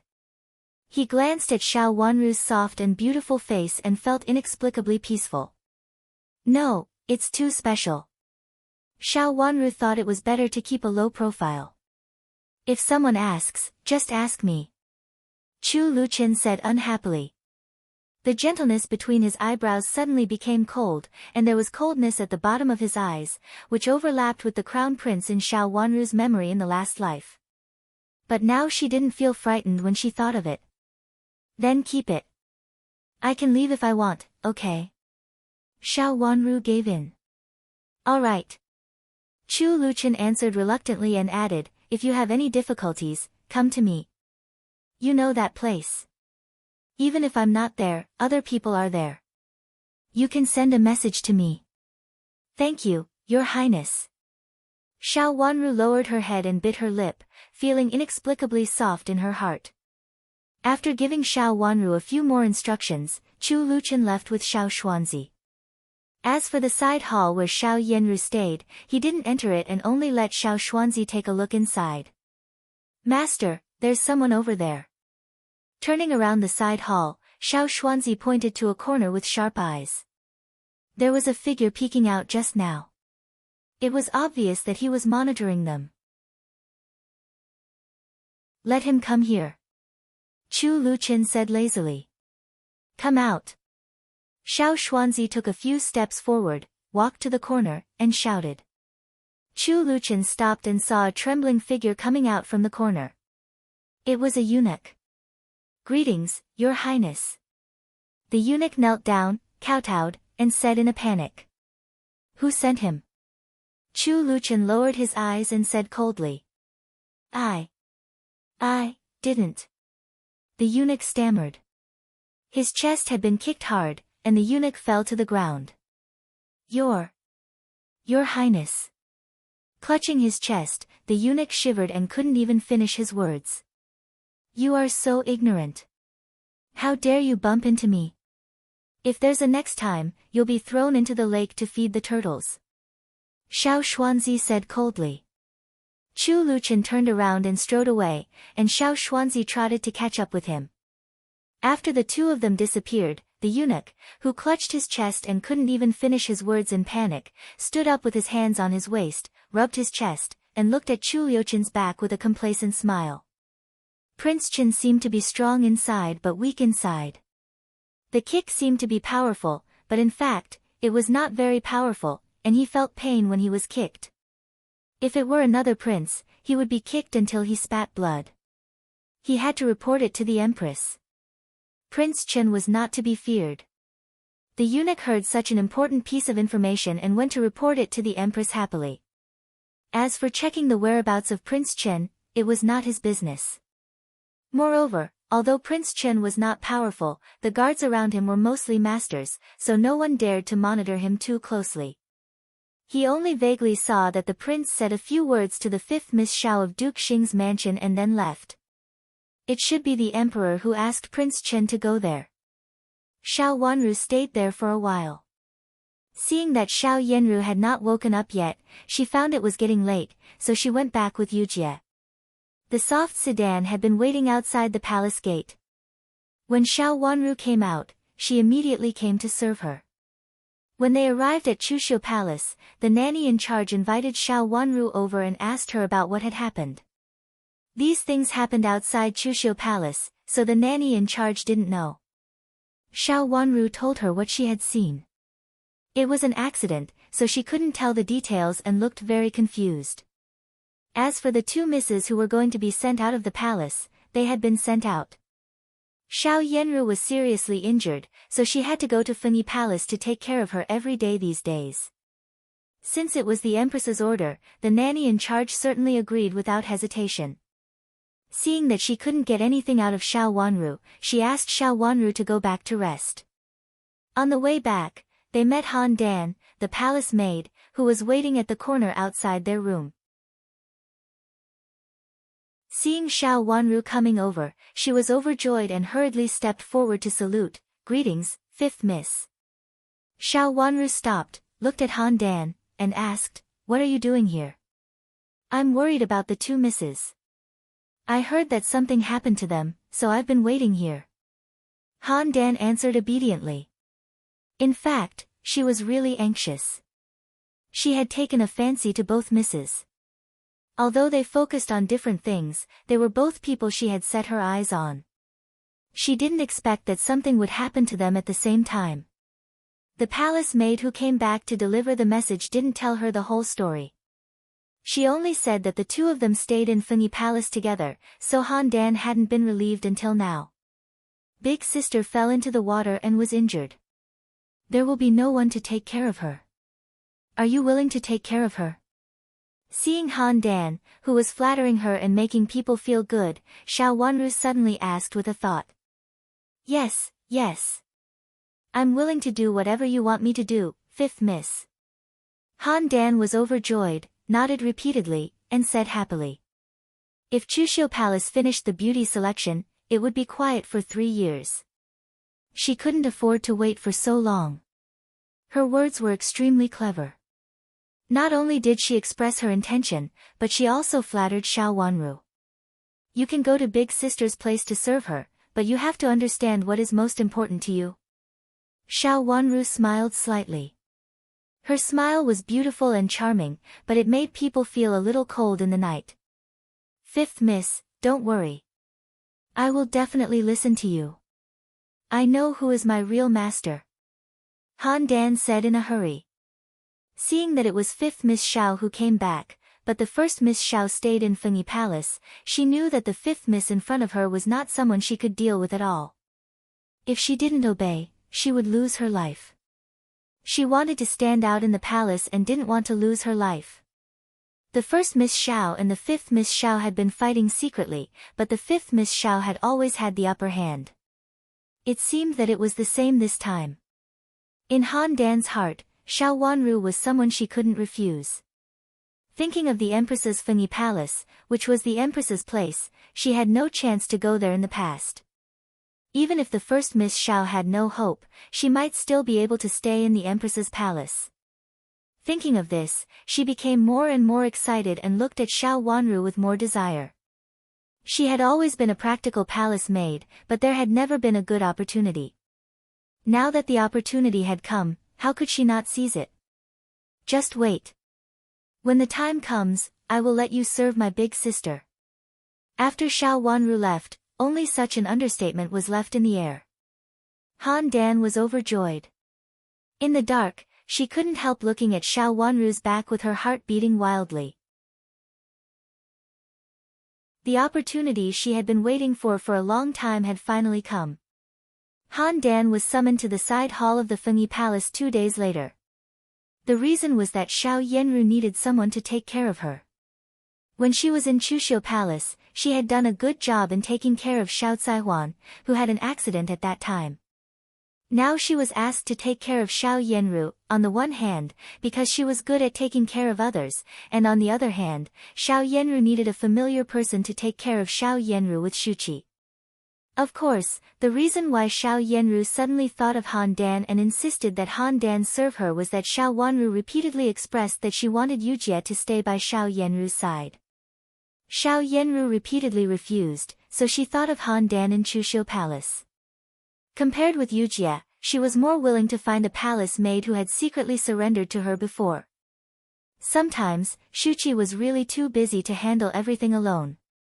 It was not difficult to transfer an ordinary palace maid here. At most, she could just return to the palace and there was no need to write down the name list. After the eunuch in charge of this remote side hall asked the chief eunuch in charge of the Fengyi Palace for instructions, the matter was settled. It was a trivial matter and there was no need to report it to the Empress. Therefore, Han Dan came to Xiao Yenru's side and served Xiao Yenru together with Shuqi. She was very obedient and wholeheartedly flattered Xiao Yenru. No matter what Xiao Yenru said, she would follow Xiao Yenru and help Shuqi with her work. In less than 2 days, Xiao Yenru was very satisfied with Han Dan and felt that she was a useful palace maid. In the past few days, Xiao Yanru had not been idle. When it was necessary to use Han Dan, Xiao Yanru asked her to go outside to inquire about information. Although the information she got was not very useful, it was still satisfactory. When would Prince of Zhou come? When would Prince of Zhou leave? When would the Emperor come? How long would the Emperor usually stay?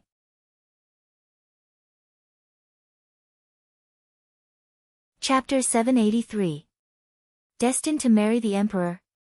Chu Chenga, Prince Cheng, stood in front of the window with his hands clasped behind his back and said without looking back.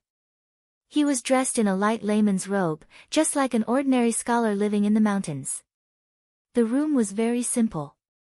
It was just an ordinary meditation room, hidden behind the stone forest. It was a place for quiet cultivation. There was a table and 2 chairs in the room. On the square table, there was an open scripture, a string of sandalwood beads, and the 4 treasures of the study, which were also the simplest kind. Just by looking at this place, it was hard to believe that this was the place where the Emperor's only younger brother lived. But this was indeed the place where Prince Cheng lived now. At this moment, he was not the only one in the room. Standing behind him was a man with a chubby face raised. It was Xiao Jing of Duke Xing, yes, but I don't dare to spread the news. I'm afraid that Ru will be in great trouble. Duke Xing frowned tightly and looked very pale. His most outstanding eldest daughter had such an accident in the palace. As a father, he was in a difficult position at the moment. He didn't know what to do at the moment, so he could only come to Prince Cheng for help. Is it true that she is destined to marry the Emperor? Prince Cheng said lazily. His phoenix eyes, which were unique to the royal family, narrowed slightly and asked casually. He turned back to sit down at the table, picked up the teacup that had just been made, lifted the lid, flicked off the foam, took a sip, and put it down. Did the abbot tell you personally? I didn't say it myself. I heard someone talking to the abbot. I didn't know who it was, but Prime Minister Zhang was also in Huaguang Temple that day. I don't know if it was Prime Minister Zhang. Duke Xing said hesitantly. Prime Minister Zhang. Prince Cheng lowered his eyes slightly. After thinking for a moment, he said coldly, it can't be him. If he knew it, my brother must also know it. At this time, he might have already. Pausing, Prince Cheng leaned back and looked at Xiao Jing with a deep look in his eyes. This matter, could it be that my brother has already known it?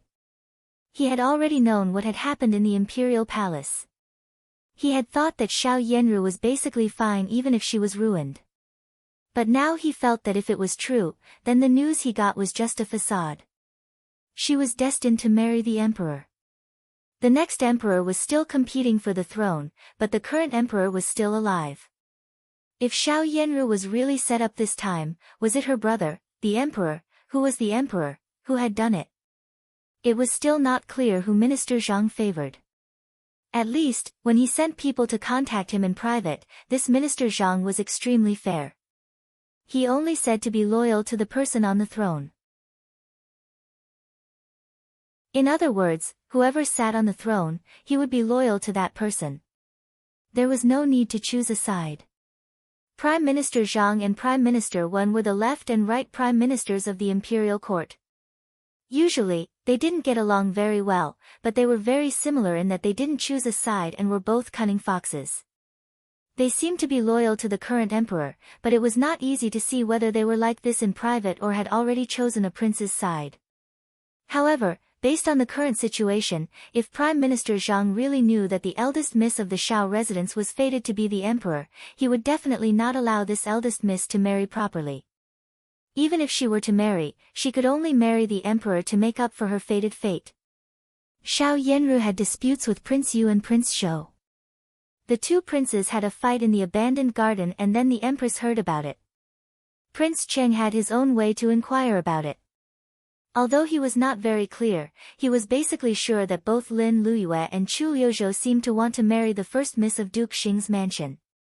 If it was really the case, and the emperor knew about the destined to marry the emperor, it was inevitable that the first Miss Xiao could not marry either of them, and her destined to marry the emperor would fall into the imperial palace. You said that your first miss was framed? Prince Ching touched the teacup in his hand with interest and said slowly. My eldest daughter has always been steady and decent.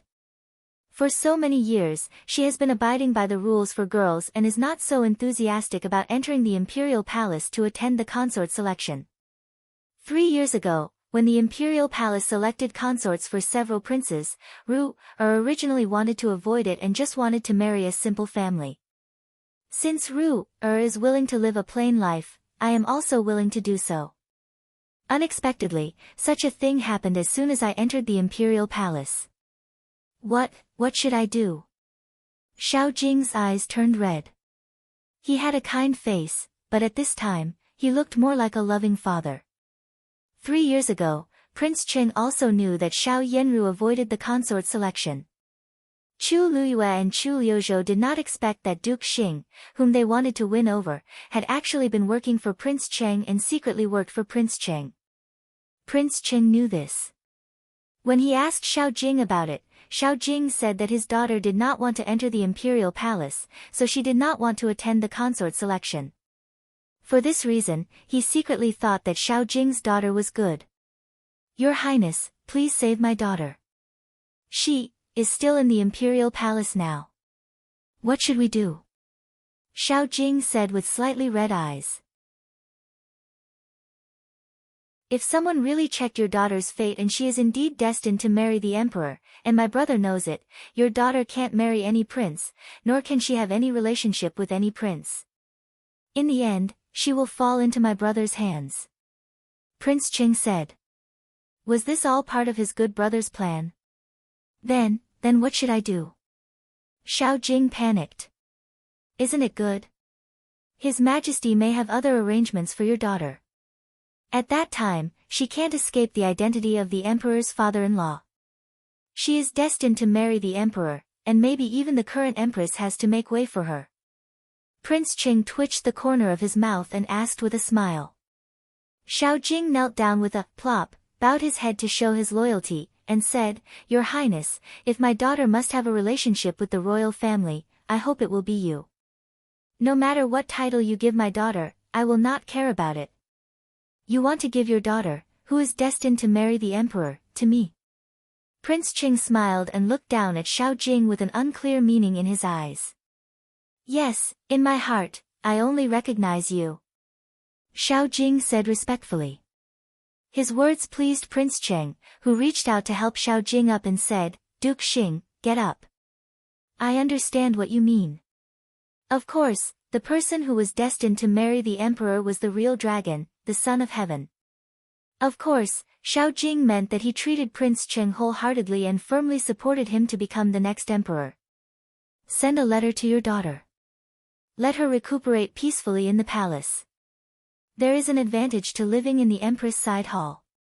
At least, imperial brother can't come and visit as he wishes. As long as your daughter is well behaved and sensible, Ben Wang will have a way to get her out of the palace safely. Prince Cheng was satisfied and in a good mood, so he said. He was not young and really needed a princess.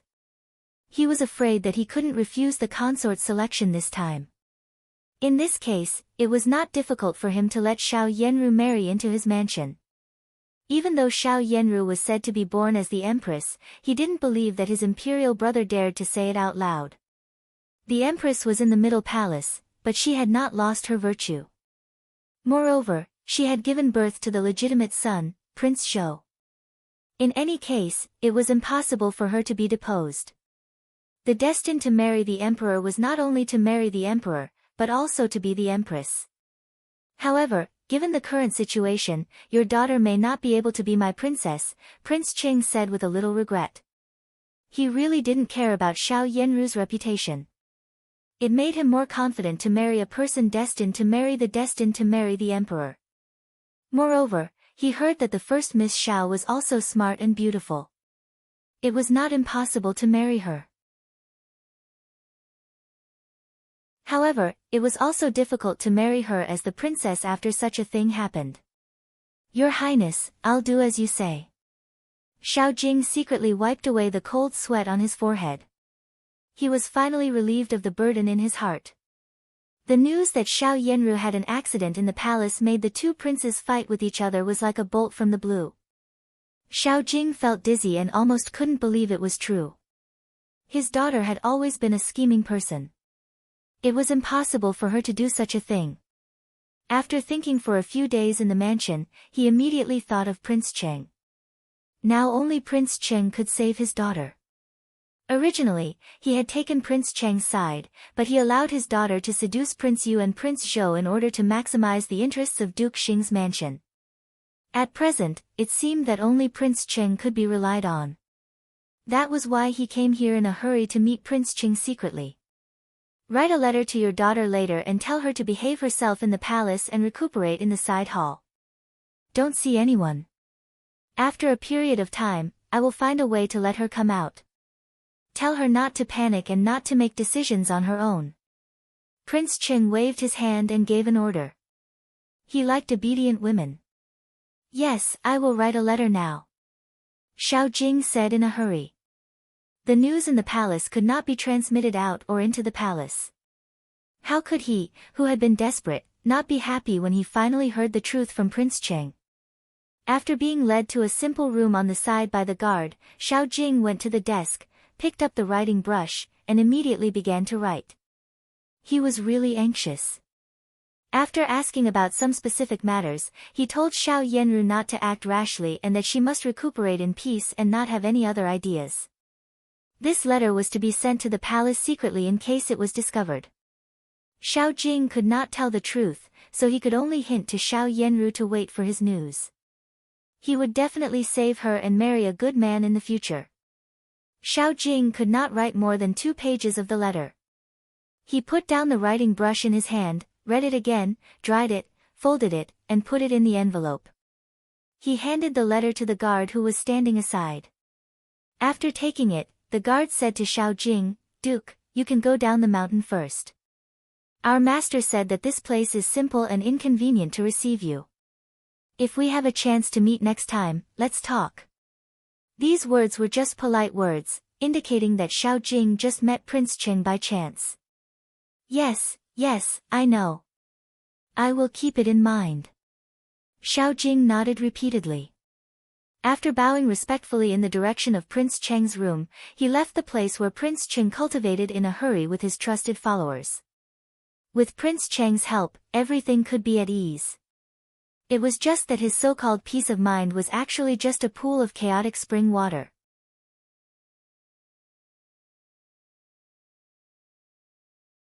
Chapter 784. Xiao Jing couldn't send the letter to Xiao Yanru, but Prince Cheng could. Xiao Jing thought that Xiao Yanru, who had always been smart, should know what he meant at the sight of the letter and would not act recklessly. He was afraid that his daughter would lose her composure for a while, which would be courting death if she lost her composure in the imperial palace. What he wanted was to reassure Xiao Yanru. Of course, he also wanted to send his daughter to Prince Cheng. Although Prince Cheng was not a good match, it also showed that if Prince Cheng ascended to the throne, his daughter should be able to sit on the throne, which was enough for Xiao Jing. As for the matter of having children, he could talk about it later. As long as he ascended to the throne, there would be plenty of opportunities to talk about other things in the future. Although there were 2 less choices, Prince Yu and Prince Zhou's impulsive actions were much worse than Prince Cheng's steadiness. How could the 2 of them succeed if they were so impetuous? Prince Cheng stood by the window and watched Xiao Jing leave in a hurry. He looked calm but a little cold. "What do you think?" He looked out the window and asked, but he was talking to someone behind him. "Born to be a princess? Can it really be tested?" Another voice came from behind him. It was a monk, Jayan Master, the abbot of Yuyan Temple. Although Yuyan Temple was not comparable to a royal temple like Huaguang Temple, it was also quite famous in the capital city. There were many temples, and some people even came to Yuyan Temple for quiet cultivation. Prince Cheng chose to cultivate Buddhism here, which was more convincing than in Huaguang Temple. No one knew that Jayan Master, the presiding abbot of Yuyan Temple, had been working for Prince Cheng for a long time. Or it could be said that Jayan Master was Prince Cheng's trusted follower. He had entered Yuyan Temple early and gradually became the presiding abbot of Yuyan Temple. Prince Cheng had been planning for more than 10 years. I don't know if it's true, but I'd rather believe it than not. Prince Cheng said with a sneer. Your Highness, it's good that you think so. If you have to marry a princess, you should marry a trustworthy one. Besides, it's always better to marry a smart one than an untrustworthy one. Jayan Master said after a moment of silence. Prince Cheng had never allowed others to mention this. It was rare for him to have such an opportunity, so he should advise him carefully. How credible is Xiao Jing's words? Prince Cheng paid attention to another aspect and did not take his words seriously. Half and half. Master Jayan said. Xiao Jing was too sly and sophisticated. It was hard to believe that he was a man of few words. He should have known about the so-called fate of the phoenix before, but he didn't reveal anything in front of your highness.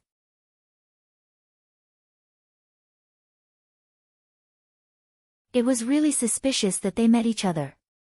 Master, I think Duke Xing is involved. Xiao Xuanzi thought for a while and said. Chu Luchen narrowed his eyes, and a trace of treacherous coldness flashed in his eyes. He raised the corners of his mouth to show a cold smile. Duke Xing was indeed Prince Cheng's man. In the past, he just suspected it, but now he was basically sure. The only thing he was not sure about was that Prince Cheng should not intervene at this time. Even if this person was Xiao Jing's daughter, so what? Prince Cheng would never be distracted by a woman. Then why did he do this? Prince Cheng had someone in the palace, and he hid it quite well. It was not worth it for him to ask him to rescue people from the Empress's palace. So what was the reason for him to do this? How many benefits could he get from this? How much benefit could he get from it? Master, is it possible that Prince Cheng also likes the first Miss Xiao? Xiao Xuanzi asked hesitantly. From this, it was easy to come to this conclusion. If Prince Cheng did not like the first Miss Xiao, how could he intervene in the Empress's palace? If he was not careful, he could easily get into trouble. In fact, Xiao Xuanzi also knew that it was unlikely, but he was also convinced by the existence of the first Miss Xiao. She could seduce two princes and make Prince Yu and Prince Zhou fight for her. How could the first Miss Xiao be simple? At this time, it seemed that it was not so impossible for her to seduce Prince Cheng, who did not like women. No. Chu Luchen shook his head and denied it. There was a touch of sarcasm at the corner of his pale lips. Everyone only said that Prince Cheng was devoted to pursuing Buddhism. He didn't even have a wife or concubine in his mansion. The palace maids sent out from the palace were also ignored. He should really be devoted to pursuing Buddhism and live a peaceful life. However, he didn't know that his uncle did not like women, nor did he like beautiful women, but he liked young men. There were no wives or concubines in the mansion, which was more convenient for him to do this in private. Xiao Yenru's identity as a woman could not attract Prince Cheng's attention. Then what else could make Prince Cheng care about her? Suddenly, he thought of what Xiao Wanru had said to him before, and a sharp cold light flashed across his eyes. Was it because of the so-called inborn fate of the Empress? The inborn fate of the Empress was really a good thing. It actually made Prince Cheng, who did not like women, fall in love with women, and he was even willing to reach out to the Fengyi Palace regardless of the danger. Find a way to send the letter to the Empress. Chu Luchen said meaningfully. But the letter has been opened. Xiao Xuanzi looked at the letter with a big opening.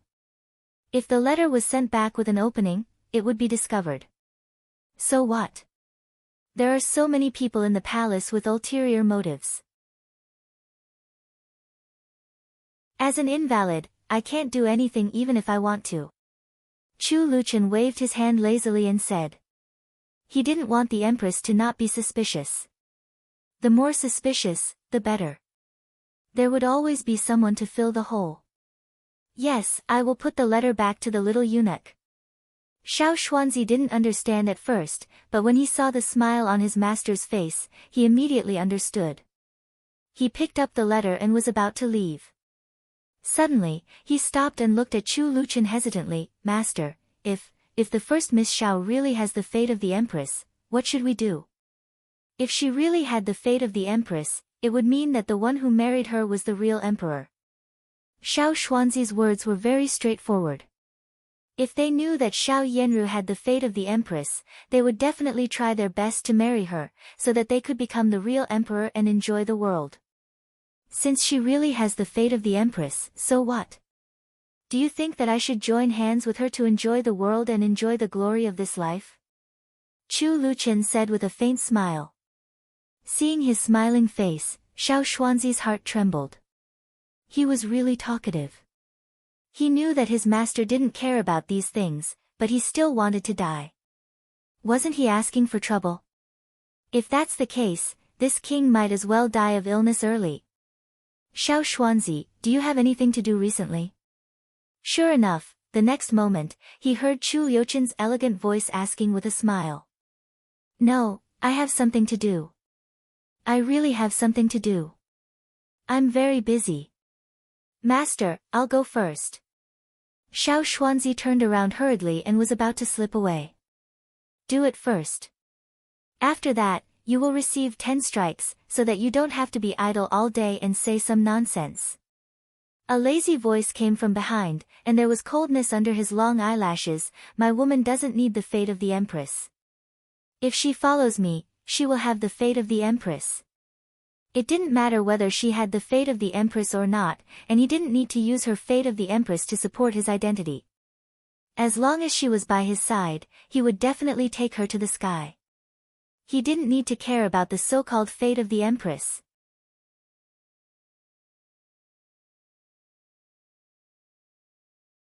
Chapter 785. This was a letter that had gone through many missions and plots. In the end, after several twists and turns, the letter finally fell into Xiao Yanru's hands. The letter was secretly given to Han Dan by a little palace maid. Han Dan took it and stuffed it into her sleeve. Then she took out the letter and presented it to Xiao Yanru when no one was around. Xiao Yanru hurriedly took it. Seeing that the seal of the envelope was open, she frowned and asked, "Why is the seal of the letter open?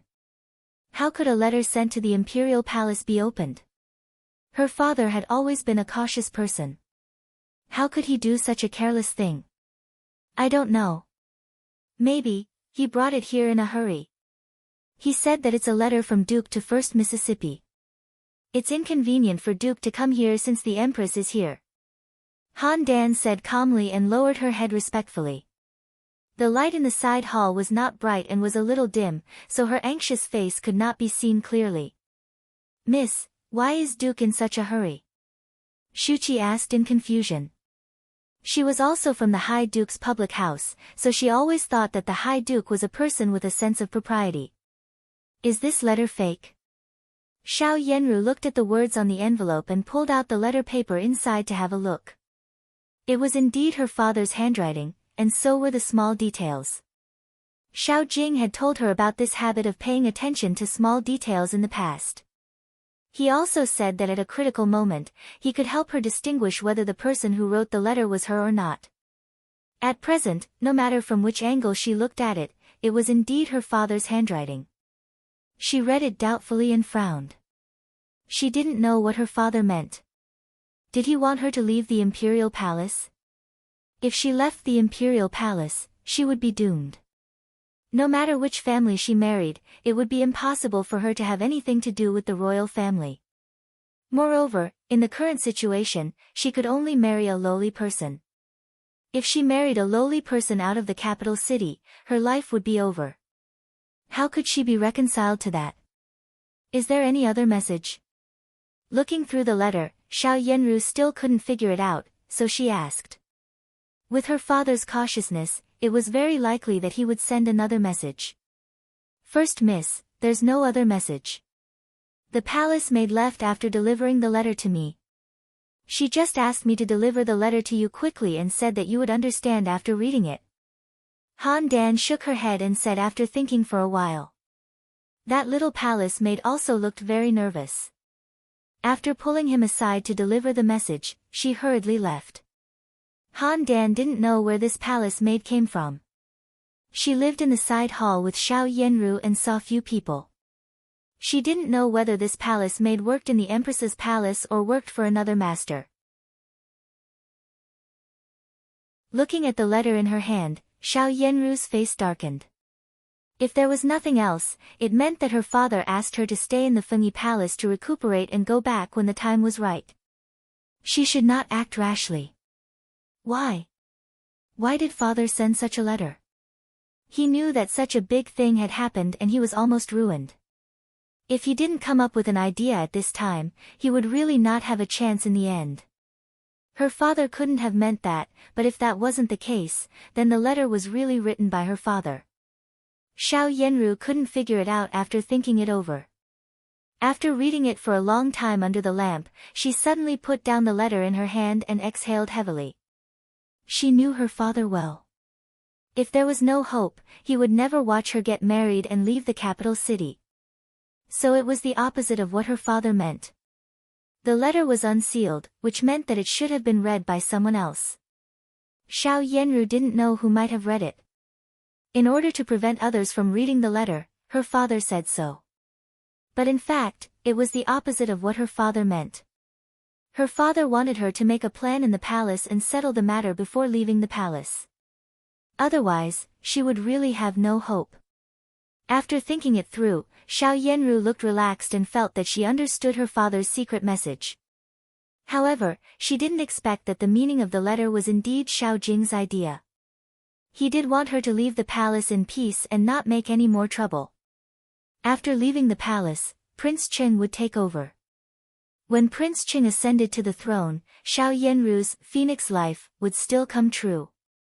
In Xiao Jing's idea, of course, Prince Cheng wouldn't let the letter fall into the hands of others.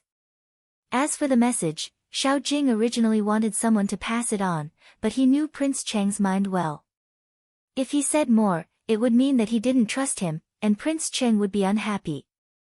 If he didn't say anything, Prince Cheng would add a very obvious message in order to deal with it carefully. The message was passed on by word of mouth. As long as the person who passed it on was reliable, he was not afraid of being discovered.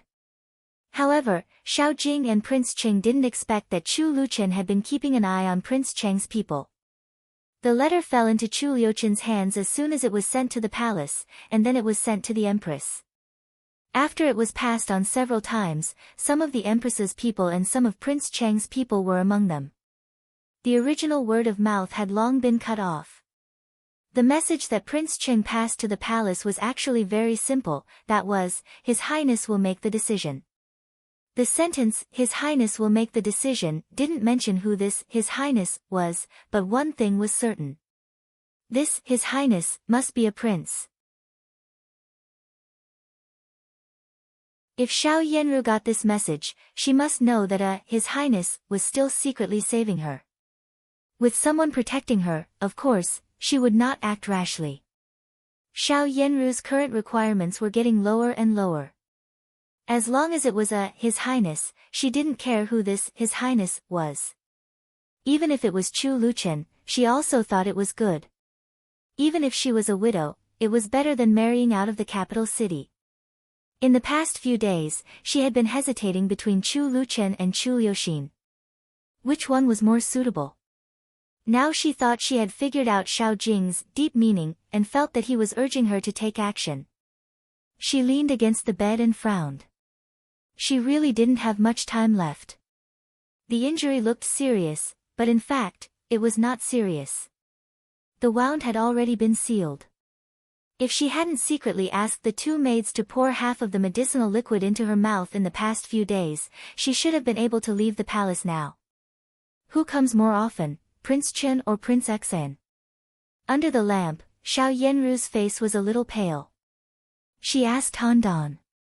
Compared with Shuqi, Han Dan was more useful in the palace. Prince Xan comes more often, and Prince Xan also comes to see you, but Prince Chen doesn't come once. Han Dan thought for a while and concluded.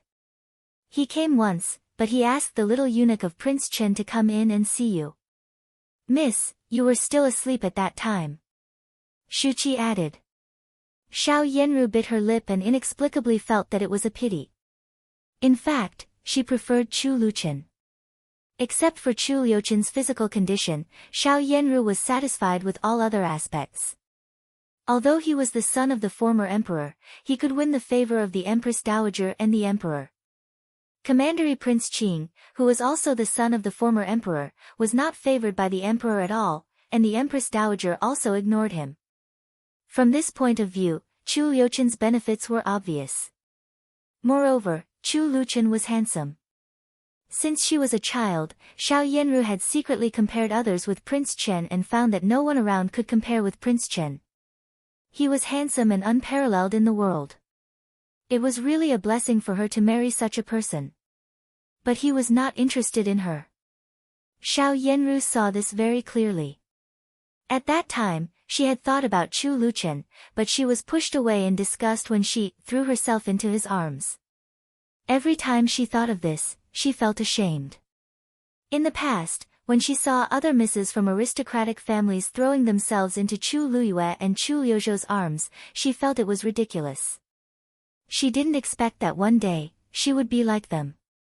But he didn't have any feelings for her. As for Chu Liuxin, he always felt that he was too childish.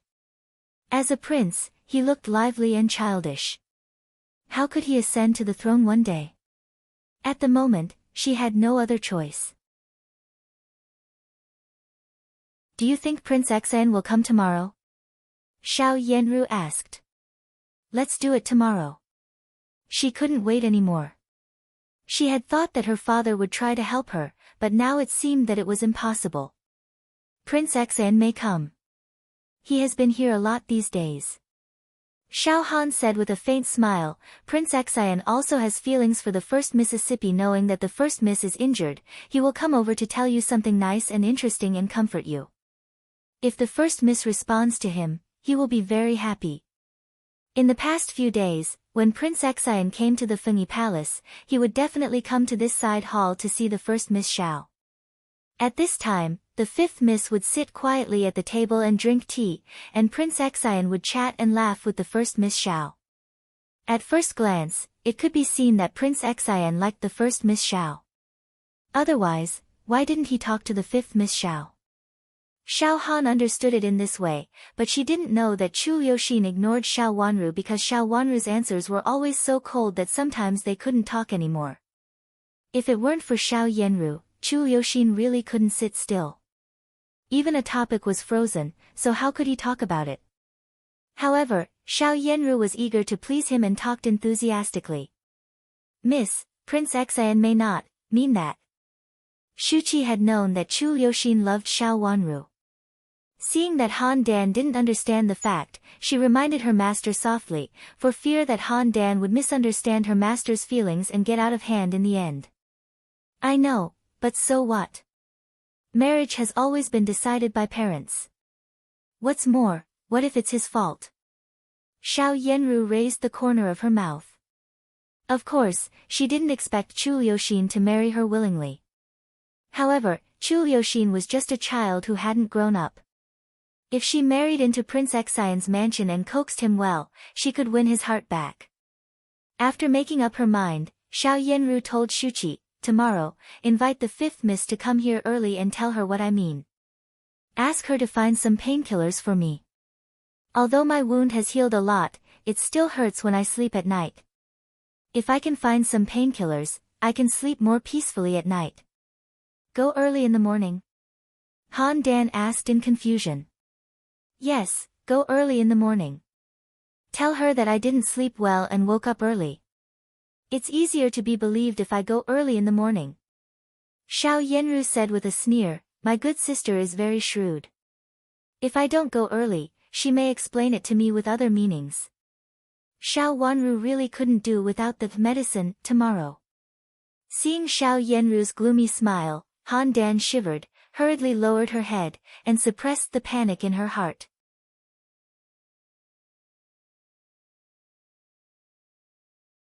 Chapter 786. Han Dan arrived at Chuxiu Palace early the next morning. Xiao Wanru didn't get up until now. She got up early these days. Although she didn't want others to think that she had a good relationship with Xiao Yenru, she still had to show her due respect. She couldn't let others say that she was cold-hearted to Xiao Yenru and that it was all her fault. After breakfast, Yujie came in with Han Dan. "What's the matter with my big sister?" Xiao Wanru asked. Han Dan came at this time, which meant that she didn't come for nothing. Xiao Yenru had recently regarded Han Dan as her confidant, who was more reliable than Shuqi. "Fifth Miss, the first miss asked you to go to the Imperial Institute of Medicine to get some painkillers for her early in the morning. The first miss said that she couldn't sleep well at night and was in pain." Han Dan lowered her head and said. "That's all?" Xiao Wanru asked calmly. There are some more." Han Dan shivered and said in a hurry, "The first miss said that on purpose.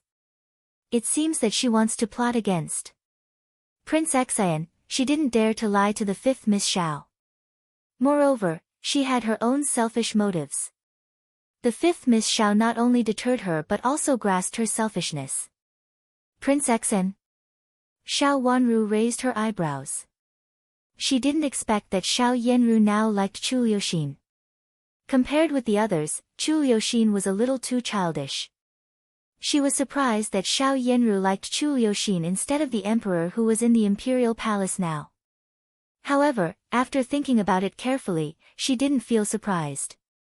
The emperor was young, had the empress in the imperial palace, other favored concubines, and had given birth to many princes. If Xiao Yenru really liked the emperor, she didn't know whether she would have a chance to marry him when the day came. Compared with the emperor, Chu Liuxin at least had a few advantages that the emperor didn't have. He was young and had no legal wife. There were infinite possibilities when he was young. "Yes, Prince Xian." He said that Prince Xian would come later. Han Dan answered carefully and stole a glance at Xiao Wanru. Prince Xian seemed to have a good temper and had a good relationship with the Xiao sisters. Every time he came to visit Xiao Yenru, although Xiao Wanru didn't like to talk, she would always talk to him. It seemed that she didn't want to ignore the fifth Miss Xiao. "Go back and tell my big sister that I will go to the Imperial Institute of Medicine." Xiao Wanru thought for a while and ordered. "Yes, then this servant will go back first." Han Dan answered. Xiao Wanru waved her hand and left respectfully. She didn't turn around until she reached the door. In the room, Xiao Wanru stood up. "Miss, are you really going to get some painkillers? I think First Miss is very good. When Prince Xian comes over, she always smiles happily." "It doesn't seem that she is in pain," Yujie said. "Since I have said that I will go, I have to go. Otherwise, it will be hard for others to criticize me." Xiao Wanru walked out with a smile. Of course, she had to go. But how to take the medicine was entirely up to him. The court of imperial physicians was a little far from Chuxiu Palace. Fortunately, there was a soft sedan that was always on standby. They rode the soft bridge all the way to the court of imperial physicians and stopped at the entrance of the hospital. Yujie stepped forward to hold the door of the sedan and help Xiao Wanru get off the soft bridge. Looking at the plaque on the door of the court of imperial physicians and the open door of the courtyard, Xiao Wanru frowned. It was a coincidence that the door was open, but there was no one there. The two of them stepped in, and a little eunuch was coming out. He was stunned when he saw Xiao Wanru and her servant. He didn't dare to recognize her because he didn't know her identity, but he was sure that she was a master. "What can I do for you, master?" The little eunuch asked with a clever smile and was very kind. "Is there no imperial physician in the court of imperial physicians at this time?" Xiao Wanru asked. "Now is the time for the night shift. The imperial physician who was on duty last night has already gone back. The imperial physician who is on duty today will be here for a while.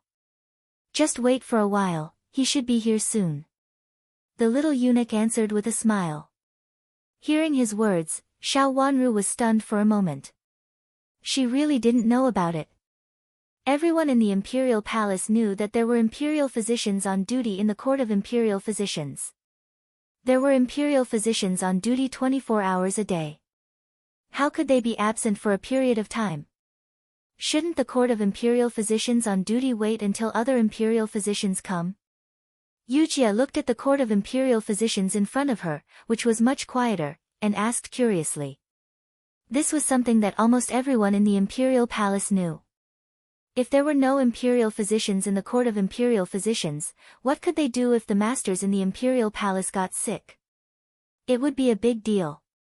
The imperial physicians shouldn't be so bold to do such a thing.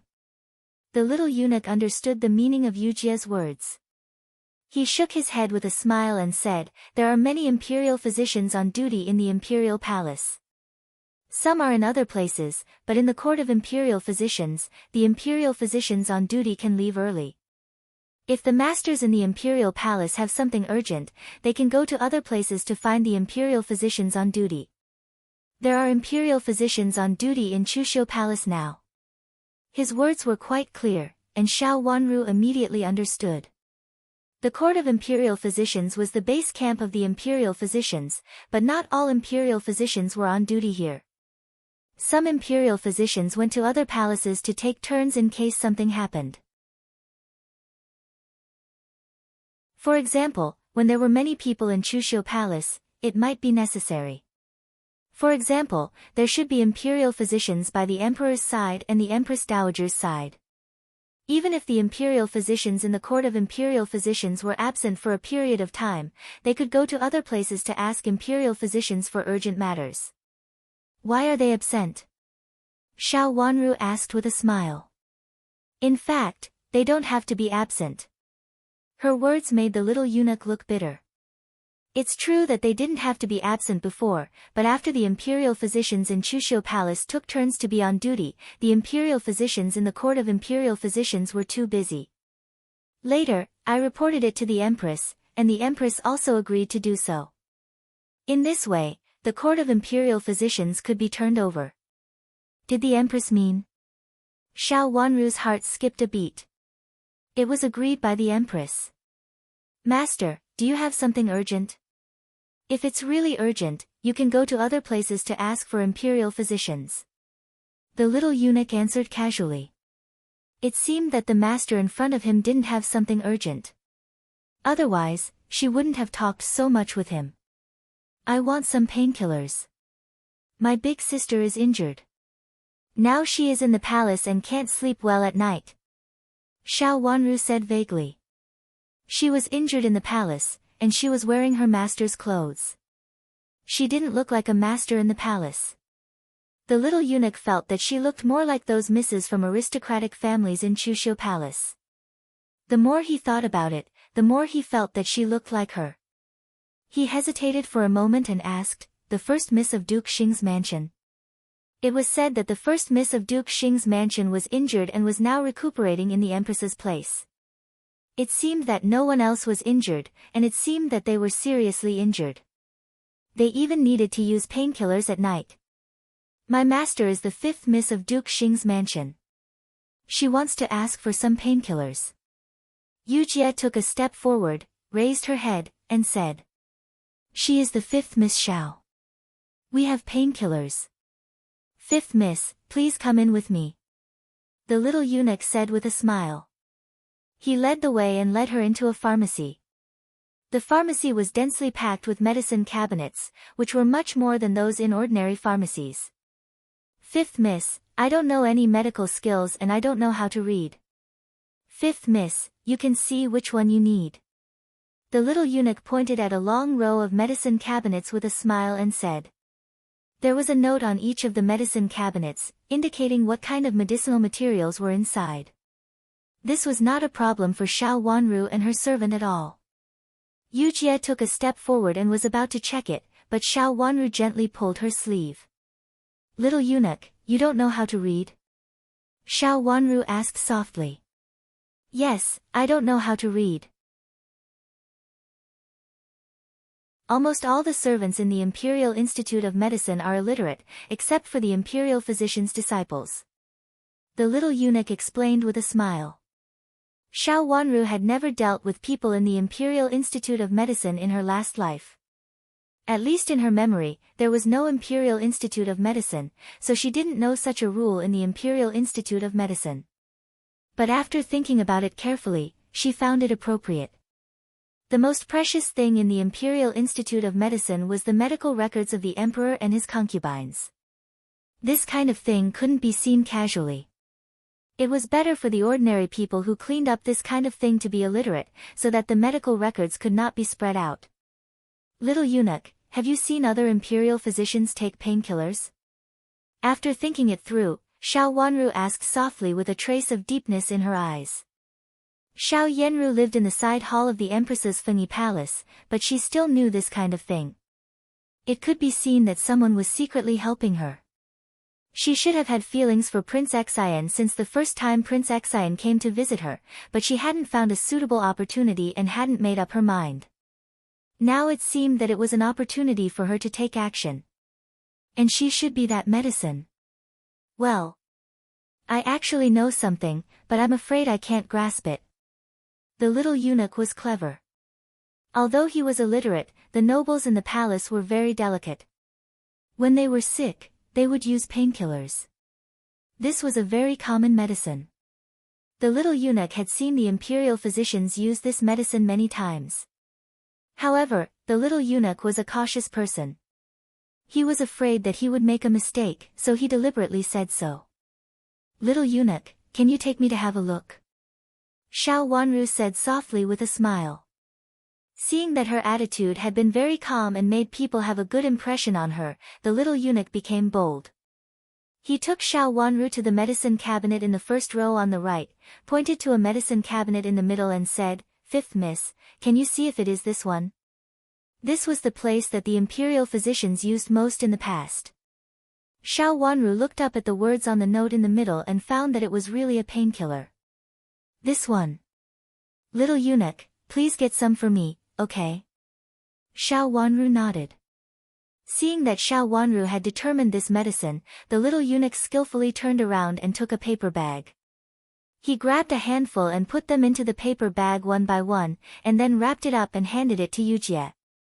Yujie was about to reach out to take it, but was stopped by Xiao Wanru. Little eunuch, can you please put a few more paper bags outside, in case the medicine smells all the way? Xiao Wanru's attitude was very gentle. This was not a difficult thing to do. The little eunuch nodded and said yes. He put 2 more paper bags outside. When he felt that there was no medicine smell, he handed the paper bags to Yujie. After thanking the little eunuch, Xiao Wanru took Yujie out of the gate of the Imperial Institute of Medicine. It didn't take long for them to enter and leave. The imperial physician on duty hadn't come yet. It seemed that there was a shortage of imperial physicians in the Imperial Institute of Medicine recently.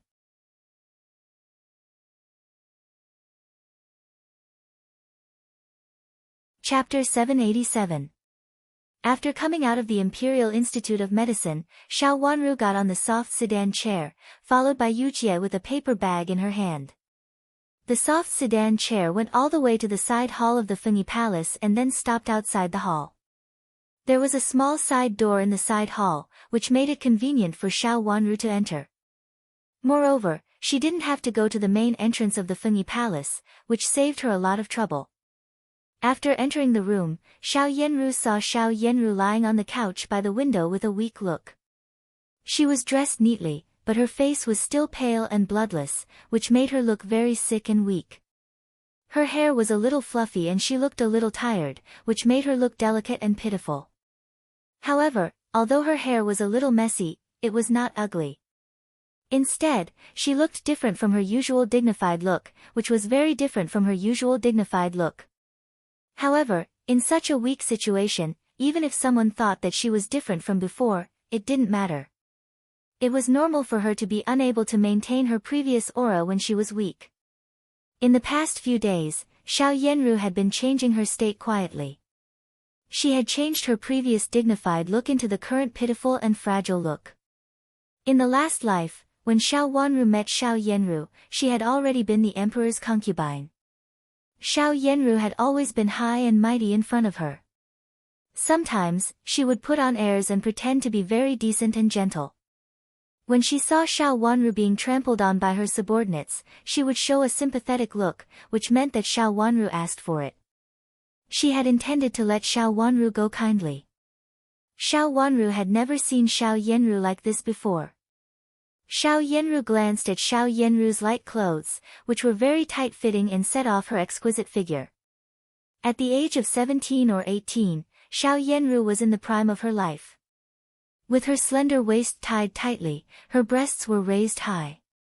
Even though Xiao Wanru was more beautiful, she had to admit that Xiao Yanru's figure was more beautiful at this moment. Because the collar was a little loose, she looked inexplicably enchanting. Today, Xiao Yanru was really well prepared. "Big sister, are you feeling better today?" Xiao Wanru stepped forward and asked lightly. It was a routine question, which she would ask every day when she came over. "I'm all right," Xiao Yanru said lazily. After that, she covered her plump chest, turned sideways and coughed twice. Then she turned around and said weakly, "Fifth sister, please put the painkillers into the medicine prescribed by the imperial physician and boil them together." Xiao Wanru nodded.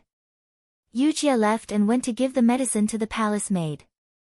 "Big sister, why did you get up today?" Xiao Wanru sat down in a chair beside her, picked up the teacup at hand, took a sip, and asked. "I've been lying here for a long time. I'm so lazy that I've lost my bones. I have to get up to sit and walk. If my body gets better soon, I can go back to the manor. It's not good to always stay in the Empress side hall." Xiao Yanru lowered her head and said with a sigh, "I don't have any hope now. I only hope that fifth sister can get what she wants. After all, as a member of our Duke Xing's mansion, I can't let others look down on us." Her words were very honest, as if she really wanted to flatter Xiao Wanru wholeheartedly. The four misses of this generation of Duke Xing's mansion entered the palace for the draft, but for various reasons, Xiao Wanru was the only one left now. Indeed, they could only put all their hopes on her. Before the draft, Xiao Yanru was a popular candidate. Now that she had ended up like this, anyone would feel disheartened. There was nothing wrong with her current state. Moreover, she had survived a disaster. She had figured out some things that she couldn't figure out, and she didn't want to fight for those things that she originally wanted to fight for. Without the reason to fight for victory in the past, it was natural for Xiao Yanru to show her concern for Xiao Wanru. Young girls fought with their sisters for jewelry, the attention of the elders, and even for resources in the mansion. But now in the palace, sometimes they fought for their lives. They almost lost their lives. What else could they not think about? Compared to one's own life, things like jewelry were too shallow. Xiao Yanru felt that her current performance should satisfy Xiao Wanru and make her let down her guard. She thought that even though she had harmed Xiao Wanru several times in the past, she had always been thorough in doing things and often hid behind the scenes. Xiao Wanru should not notice much. At most, Xiao Wanru would think that she was a helper of her mother and grandmother. Now that she showed weakness, Xiao Wanru should not let down her guard. "First miss, fifth miss, Prince Xian is here." Han Dan came in from outside and reported. Xiao Wanru took a sip of tea in silence. The master here was Xiao Yanru, so she didn't need to stand up for her. "Invite Prince Xian in," Xiao Yanru said. She moved slightly, and Shuqi hurriedly helped her sit up. Chu Yoxin strode in. Seeing that Xiao Yanru had sat up and dressed up, he looked her up and down in surprise and asked, "First Miss Xiao, have you recovered?" In the past, when he came to visit her, a gauze curtain fell in the middle of the room. The gauze curtain was not thick, but he could only vaguely see the figures inside. He saw Xiao Yanru lying on the bed and Xiao Wanru sitting on one side and looking silent. "I'm a little better.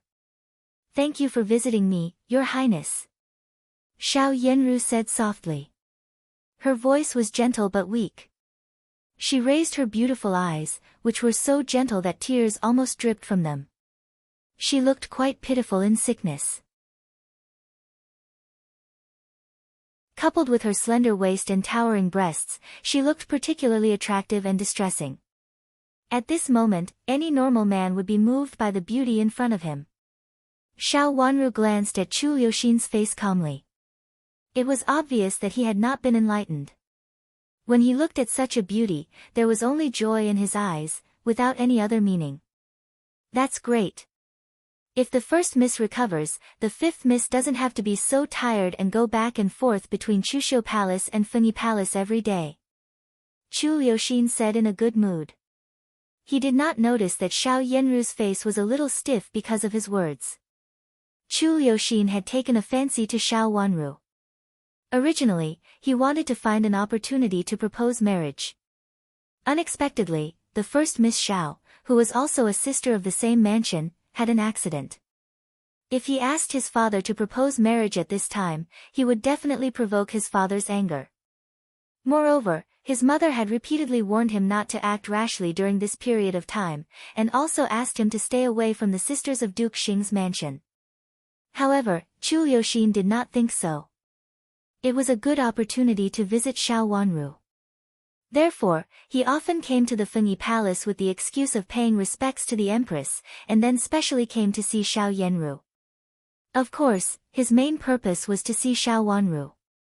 In his mind, Xiao Yanru was the fifth Miss Xiao's eldest cousin sister, and there was nothing else. He came here to talk with Xiao Yanru most enthusiastically, but in fact, his attention had been on Xiao Wanru. However, Xiao Wanru seemed to have something on her mind and was very depressed. When he asked her, she only gave a simple answer, so he could not continue the conversation. Fortunately, Xiao Yanru was here. Fifth Miss, if the first Miss goes back to the mansion, you can have a good rest. Chu Liuxin said to Xiao Wanru with a smile. Xiao Wanru raised her head, smiled slightly, and nodded, but did not answer. Your Highness, you are right. During this period of time, fifth sister has not been able to eat and sleep well because of me. After I leave the palace, I will definitely send some good tonics to fifth sister to nourish her body. Xiao Yanru restrained the anger in her heart, said softly with a smile, and looked at Xiao Wanru with gratitude in her eyes. Seeing that Xiao Wanru ignored him as usual, Chu Liuxin did not care too much and nodded repeatedly to Xiao Yanru's words. Then he looked at Xiao Yanru's complexion and said, thinking that he knew it very well, the first Miss Xiao looks much better. It seems that you are almost as good as the fifth Mississippi. You should be able to leave the palace. Why don't I tell my mother later and ask her to send you out of the palace? Chu Liuxin thought that he meant well, and his words were decent, but Xiao Yanru was so angry that she almost couldn't control herself. She pinched her leg hard with her hand on her knee, which almost made her scream. He said that as if she had dragged Xiao Wanru down and couldn't wait to drive her out of the palace. Was Chu Liuxin really her choice? If it was possible, she really didn't want to choose Chu Liuxin, but there was no other way at the moment. Chu Liuxin was the best choice. Compared with the romantic Chu Luyue, even the reckless Chu Liuzhou, Chu Liuxin was too insensitive. Xiao Yanru had always known how to deal with men. She didn't want to say anything in any situation, but now she felt that it was easy for her to get along with Chu Liuxin. Couldn't he see that she was a beautiful, fragile, and helpless beauty who was in trouble? What was so good about Xiao Wanru? Except that her face was slightly better than hers, what else could she compare with? She almost couldn't control her anger, but she had to put on a gentle smile and said, Your Highness, you're right. Fifth sister is indeed tired. Just now, she said that she wanted to go out for a walk and get some fresh air. The smell of medicine in this room is really uncomfortable. Xiao Yanru gently waved the handkerchief in front of her nose, looking a little charming. Xiao Wanru stood up calmly, bowed slightly to Chu Liuxin, and said, Your Highness, I do want to go out for a walk, so I can't accompany you anymore. Xiao Yanru was lying in front of her, but this kind of lie was harmless. Even if she exposed her, it was of no use. Everyone said that they were right, which made others laugh at her. Originally, she wanted to find a chance to go out. If she didn't go out, she couldn't perform the next play. Xiao Yanru thought so, and so did she. It was a suitable way to get out of this situation. I happen to be tired too. Seeing that Xiao Wanru wanted to go out for a walk, Chu Liuxin was overjoyed and wanted to go out with her. It was rare to have such a chance to accompany a beauty, so he had to seize the opportunity. Eunuch Lu had said that he had to have a chance to please girls. He, who had no chance, had to seize every opportunity. Your Highness, I still have a request to ask you. Please listen to me. Xiao Yanru interrupted him with a smile.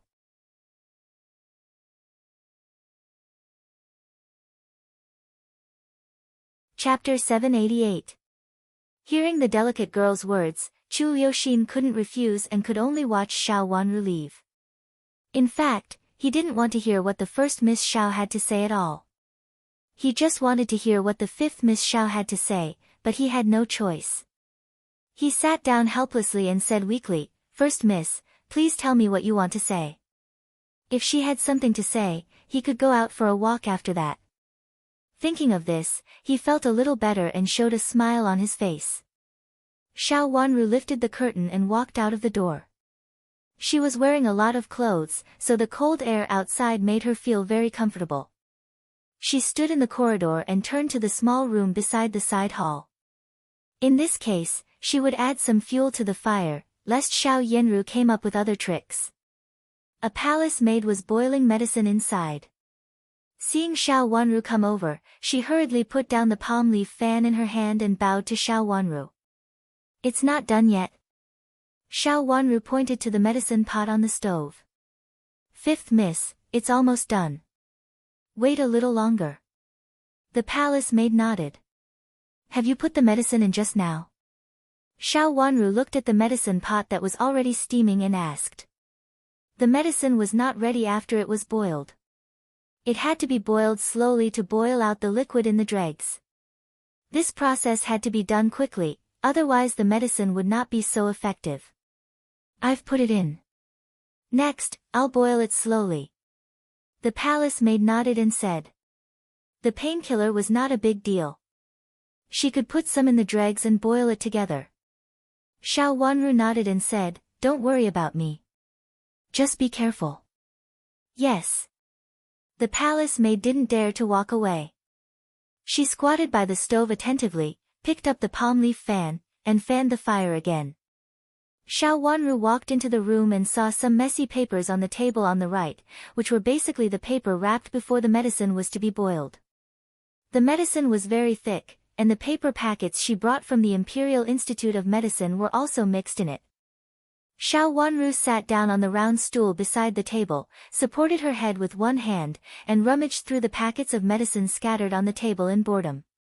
Suddenly, she smelled a strange smell and her eyes suddenly became gloomy. She picked up a small paper bag from the mess of papers, put it to her nose and sniffed it. Then she realized that she had guessed right. Xiao Yanru had prepared it long ago. He found what he was looking for and looked at the time of the medicine. There was still some time before it could be consumed. He stood up and walked out with Yujie. In the past, she occasionally came to check on Xiao Yanru's decoction, but the palace maid who decocted the decoction didn't care about it. He came out of the house and slowly walked out of the corridor. When he saw Han Dan rushing over, he gave Yujie a look. Yujie stepped forward and stopped Han Dan.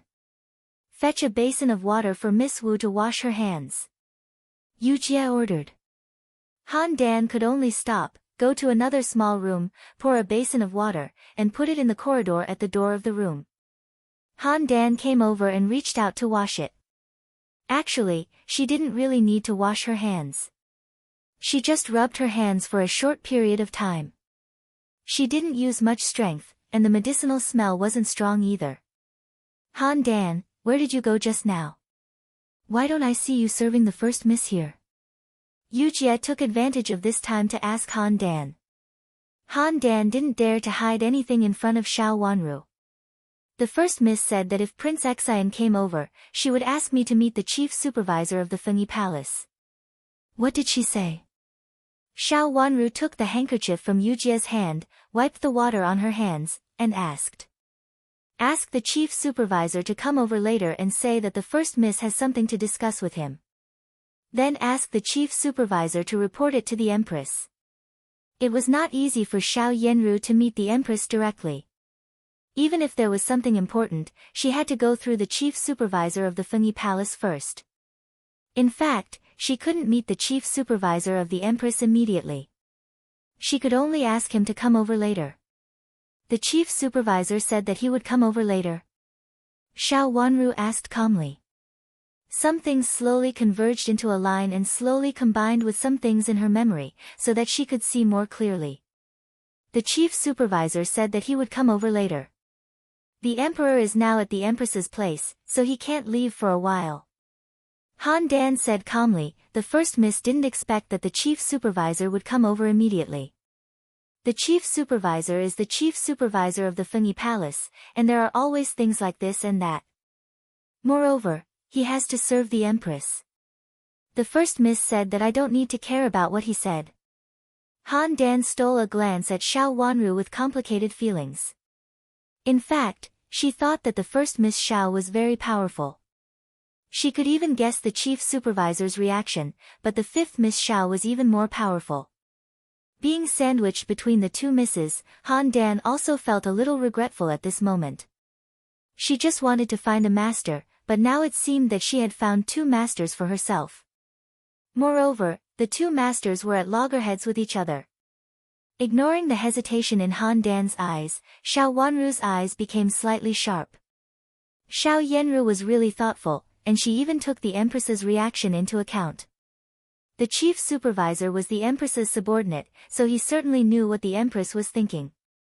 The Empress didn't like Xiao Yanru now, so she deliberately delayed the matter and punished Xiao Yanru from the Empress's perspective. Whether there was something wrong or not, the chief supervisor would definitely not be on call, and he might even delay the matter for a long time. This period of time was enough for Xiao Yanru. The medicine was still boiling on the fire, and it would take some time. Make another trip to see the head steward. After thinking for a while, Xiao Wanru said, tell him that Prince Xian is also here and ask him to come over earlier. Prince Xian was really innocent. She couldn't let Prince Xian be killed by Xiao Yanru. If she went in earlier, she could ruin Xiao Yanru's plan and catch her off guard. Han Dan looked at Xiao Wanru in surprise. She meant that she could suppress the chief supervisor with the identity of Prince Xian, but could it work? The chief supervisor of the Fengyi Palace was the Empress's subordinate. Even Prince Xian had to call her the chief supervisor politely when he met her. It was impossible to frighten the chief supervisor with the identity of Prince Xian. Even she, a little palace maid, knew this. There was no reason that the fifth Miss Xiao didn't know this. Go ahead. Just say it like that. If someone asks you what Prince Xian is doing, just be vague. Xiao Wanru said. If she came quickly, she could definitely stop this matter. Yes, I'll go right away. Han Dan didn't dare to say more. She answered and went back. When she arrived in front of the main hall of the Fengyi Palace, she saw the chief supervisor of the Fengyi Palace standing on the side of the road. She trotted over excitedly. When she was about to speak, she glanced at a yellow brocade robe out of the corner of her eye.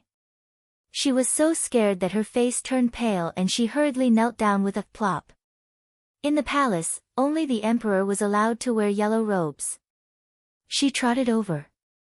In fact, she had already alarmed the people present.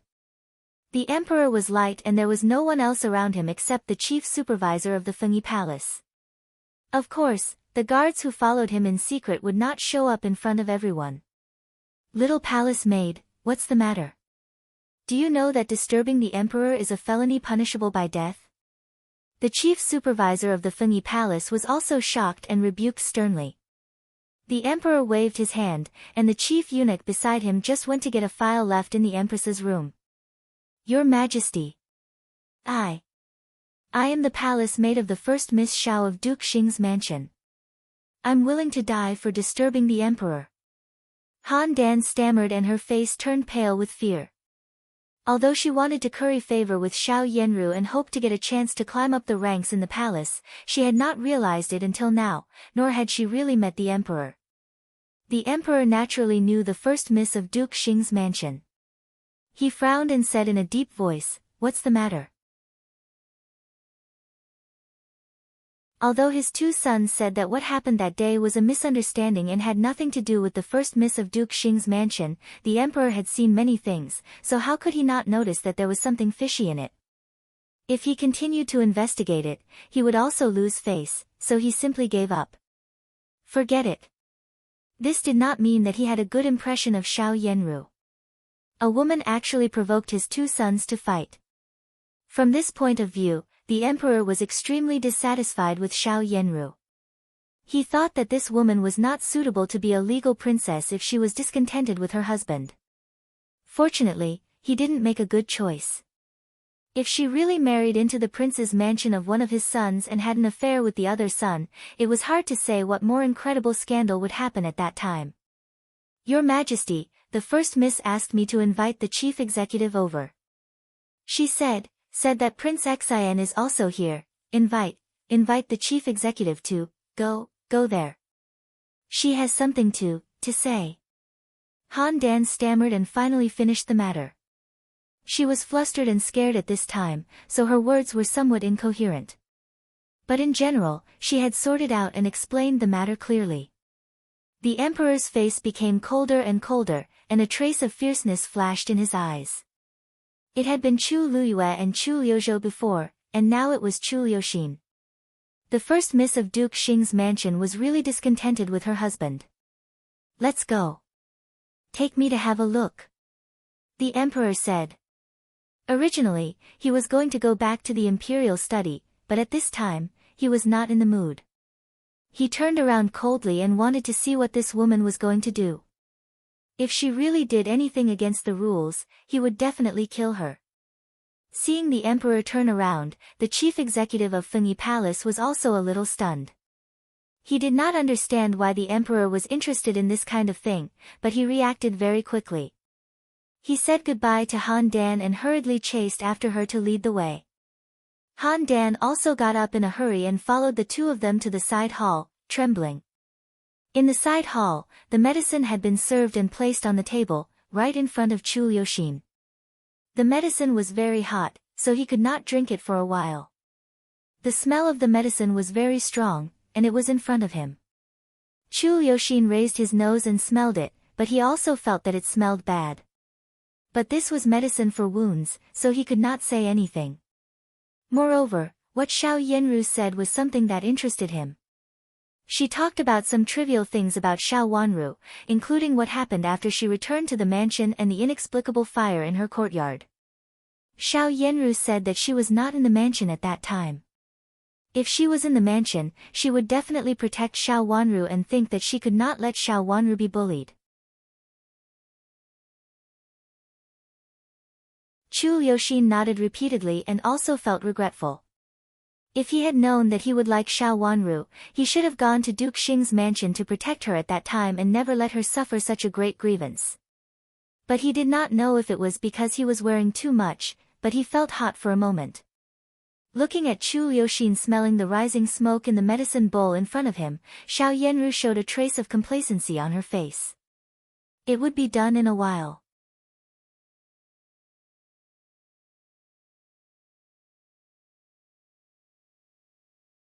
Chapter 789.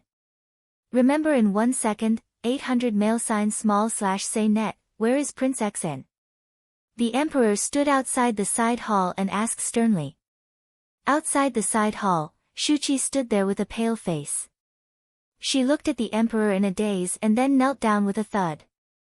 Outside the side hall, Shuqi stood there with a pale face. She stared at the emperor in a daze, and then knelt down with a thud. Why was the emperor here?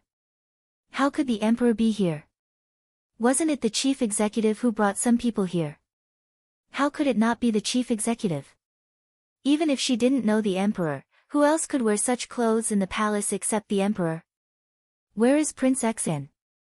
Seeing the servant girl standing outside the door and some distance away from the door, the emperor became more and more furious. He strode forward, lifted his hand and went straight into the room. A man and a woman were alone together, but even the servant girl was not in the room. What did Xiao Jing's daughter want to do? In the room, Chu Liuxin closed his eyes and felt increasingly hot. Xiao Yanru, who was in front of him, looked more and more delicate and attractive. Her watery eyes seemed to contain all kinds of amorous feelings, which made him unconsciously want to see clearly the watery color in Xiao Yanru's eyes.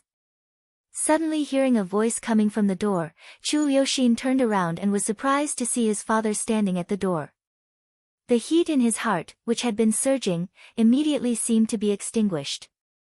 It was as if a basin of cold water had been poured over him from head to toe. "Father," he murmured. "Get out." The emperor looked at him and said coldly, "Father, I didn't." Chu Liuxin also noticed that something was wrong just now and was anxious to explain. "Get out." The emperor rebuked him with a gloomy face. Chu Liuxin did not dare to explain any more and hurriedly ran out of the door. When he ran outside, he took a deep breath. After the cold air swept away the heat that was still rolling in his body, he suddenly felt a sense of horror. Just now, he felt that Xiao Yanru was very beautiful, and she was the most beautiful one. He even had a feeling of holding her in his arms and taking good care of her. He liked Xiao Wanru, the fifth miss of Duke Xing's mansion. When did he have such an idea about Xiao Yanru? He obviously wanted to get closer to the fifth Miss Xiao when the first Miss Xiao was sick. But what happened to him just now? He rubbed his forehead and frowned. There was a heavy and shameful feeling in his heart. How could he do this? Fifth Highness. The chief steward of the Phoenix Ritual Palace giggled as she walked to his side. "Father, why are you here?" Chu Liuxin calmed down, forced himself to maintain the indifference on his face, and asked. "His Majesty heard that you were here, so he came to have a look." "Was Prince Exine here just now?" The chief steward looked behind him and asked uneasily. There was obviously something wrong with the situation today. As soon as the emperor heard that Prince Exine was with the first Miss Xiao, he immediately came over angrily. Could it be that there was something else going on? Suddenly, he thought of something, took a deep breath, and narrowed his eyes.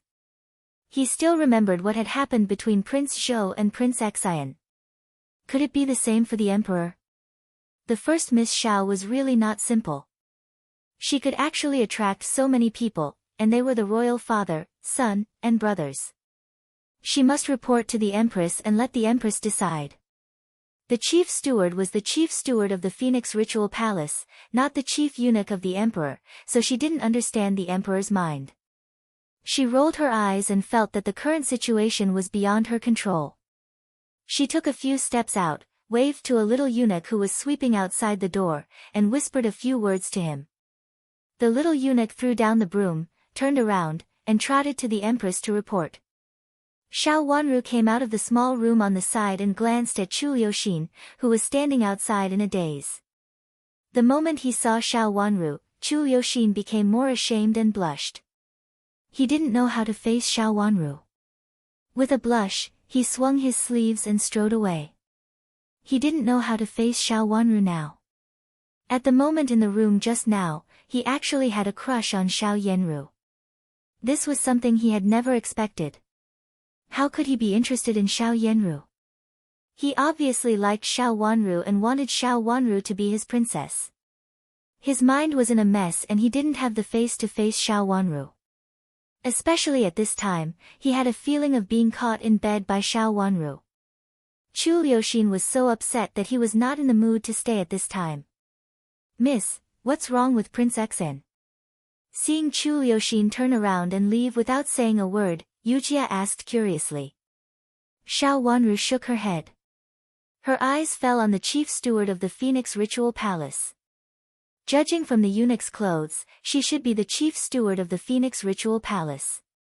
She frowned. Although she was in the small room just now, she saw clearly that the emperor came and drove Chulyoshin out. So it was the emperor in the room now. She unconsciously stirred her handkerchief and frowned slightly. There was a different feeling in her heart. So, did this matter have to go according to the script in the previous life? Would Xiao Yanru still be the emperor's Xiao Yi in this life? Xiao Yanru put an aphrodisiac powder in the bowl of medicine. This kind of powder didn't need to be eaten. It would take effect just by smelling it. Xiao Yanru's cleaning today and her action of making Chulyoshin stay showed that she had feelings for Chulyoshin. She was afraid that Chulyoshin was not interested in her, so she came up with this idea. Even if he found out something, it had nothing to do with her. She was just a victim, and she was the one who had dealt with the powder. It was she who had been to the Imperial Institute of Medicine, so it was possible that she had come into contact with this powder. At that time, there was no one in the Imperial Institute of Medicine, so the little eunuch took her to get the medicine. The little eunuch didn't know the powder, but there were marks in each medicine cabinet. If he could read, it would be easy for him to distinguish it.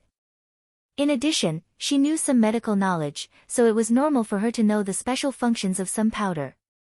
She and Xiao Yanru didn't get along well, so she deliberately put some aphrodisiac powder in Xiao Yanru's painkillers and decocted it in the medicine she usually took.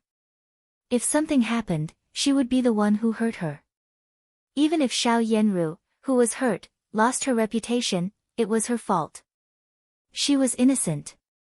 With the support of Duke Xing's mansion, she could become Princess Xian anyway. In order to frame her, she had even prepared the medicine bag early. In the room where she had decocted the medicine, there was a small package of paper in the pile of messy papers, which gave off such a smell. The package of paper was placed there, and anyone could smell it. If someone came to check, it would be easy to find something. After knowing her plan, she specially asked Han Dan to bring the chief steward of Fengyi Palace over and asked him to bring Chulyoshin out of the room. Just now, she saw that Chulyoshin's face was a little red, but it turned red when he saw her. It could be seen that he had not been poisoned much before. But if she waited a little longer, she couldn't guarantee that when Chulyoshin was deeply poisoned, the chief steward of Fengyi Palace would definitely find something unusual when he went in.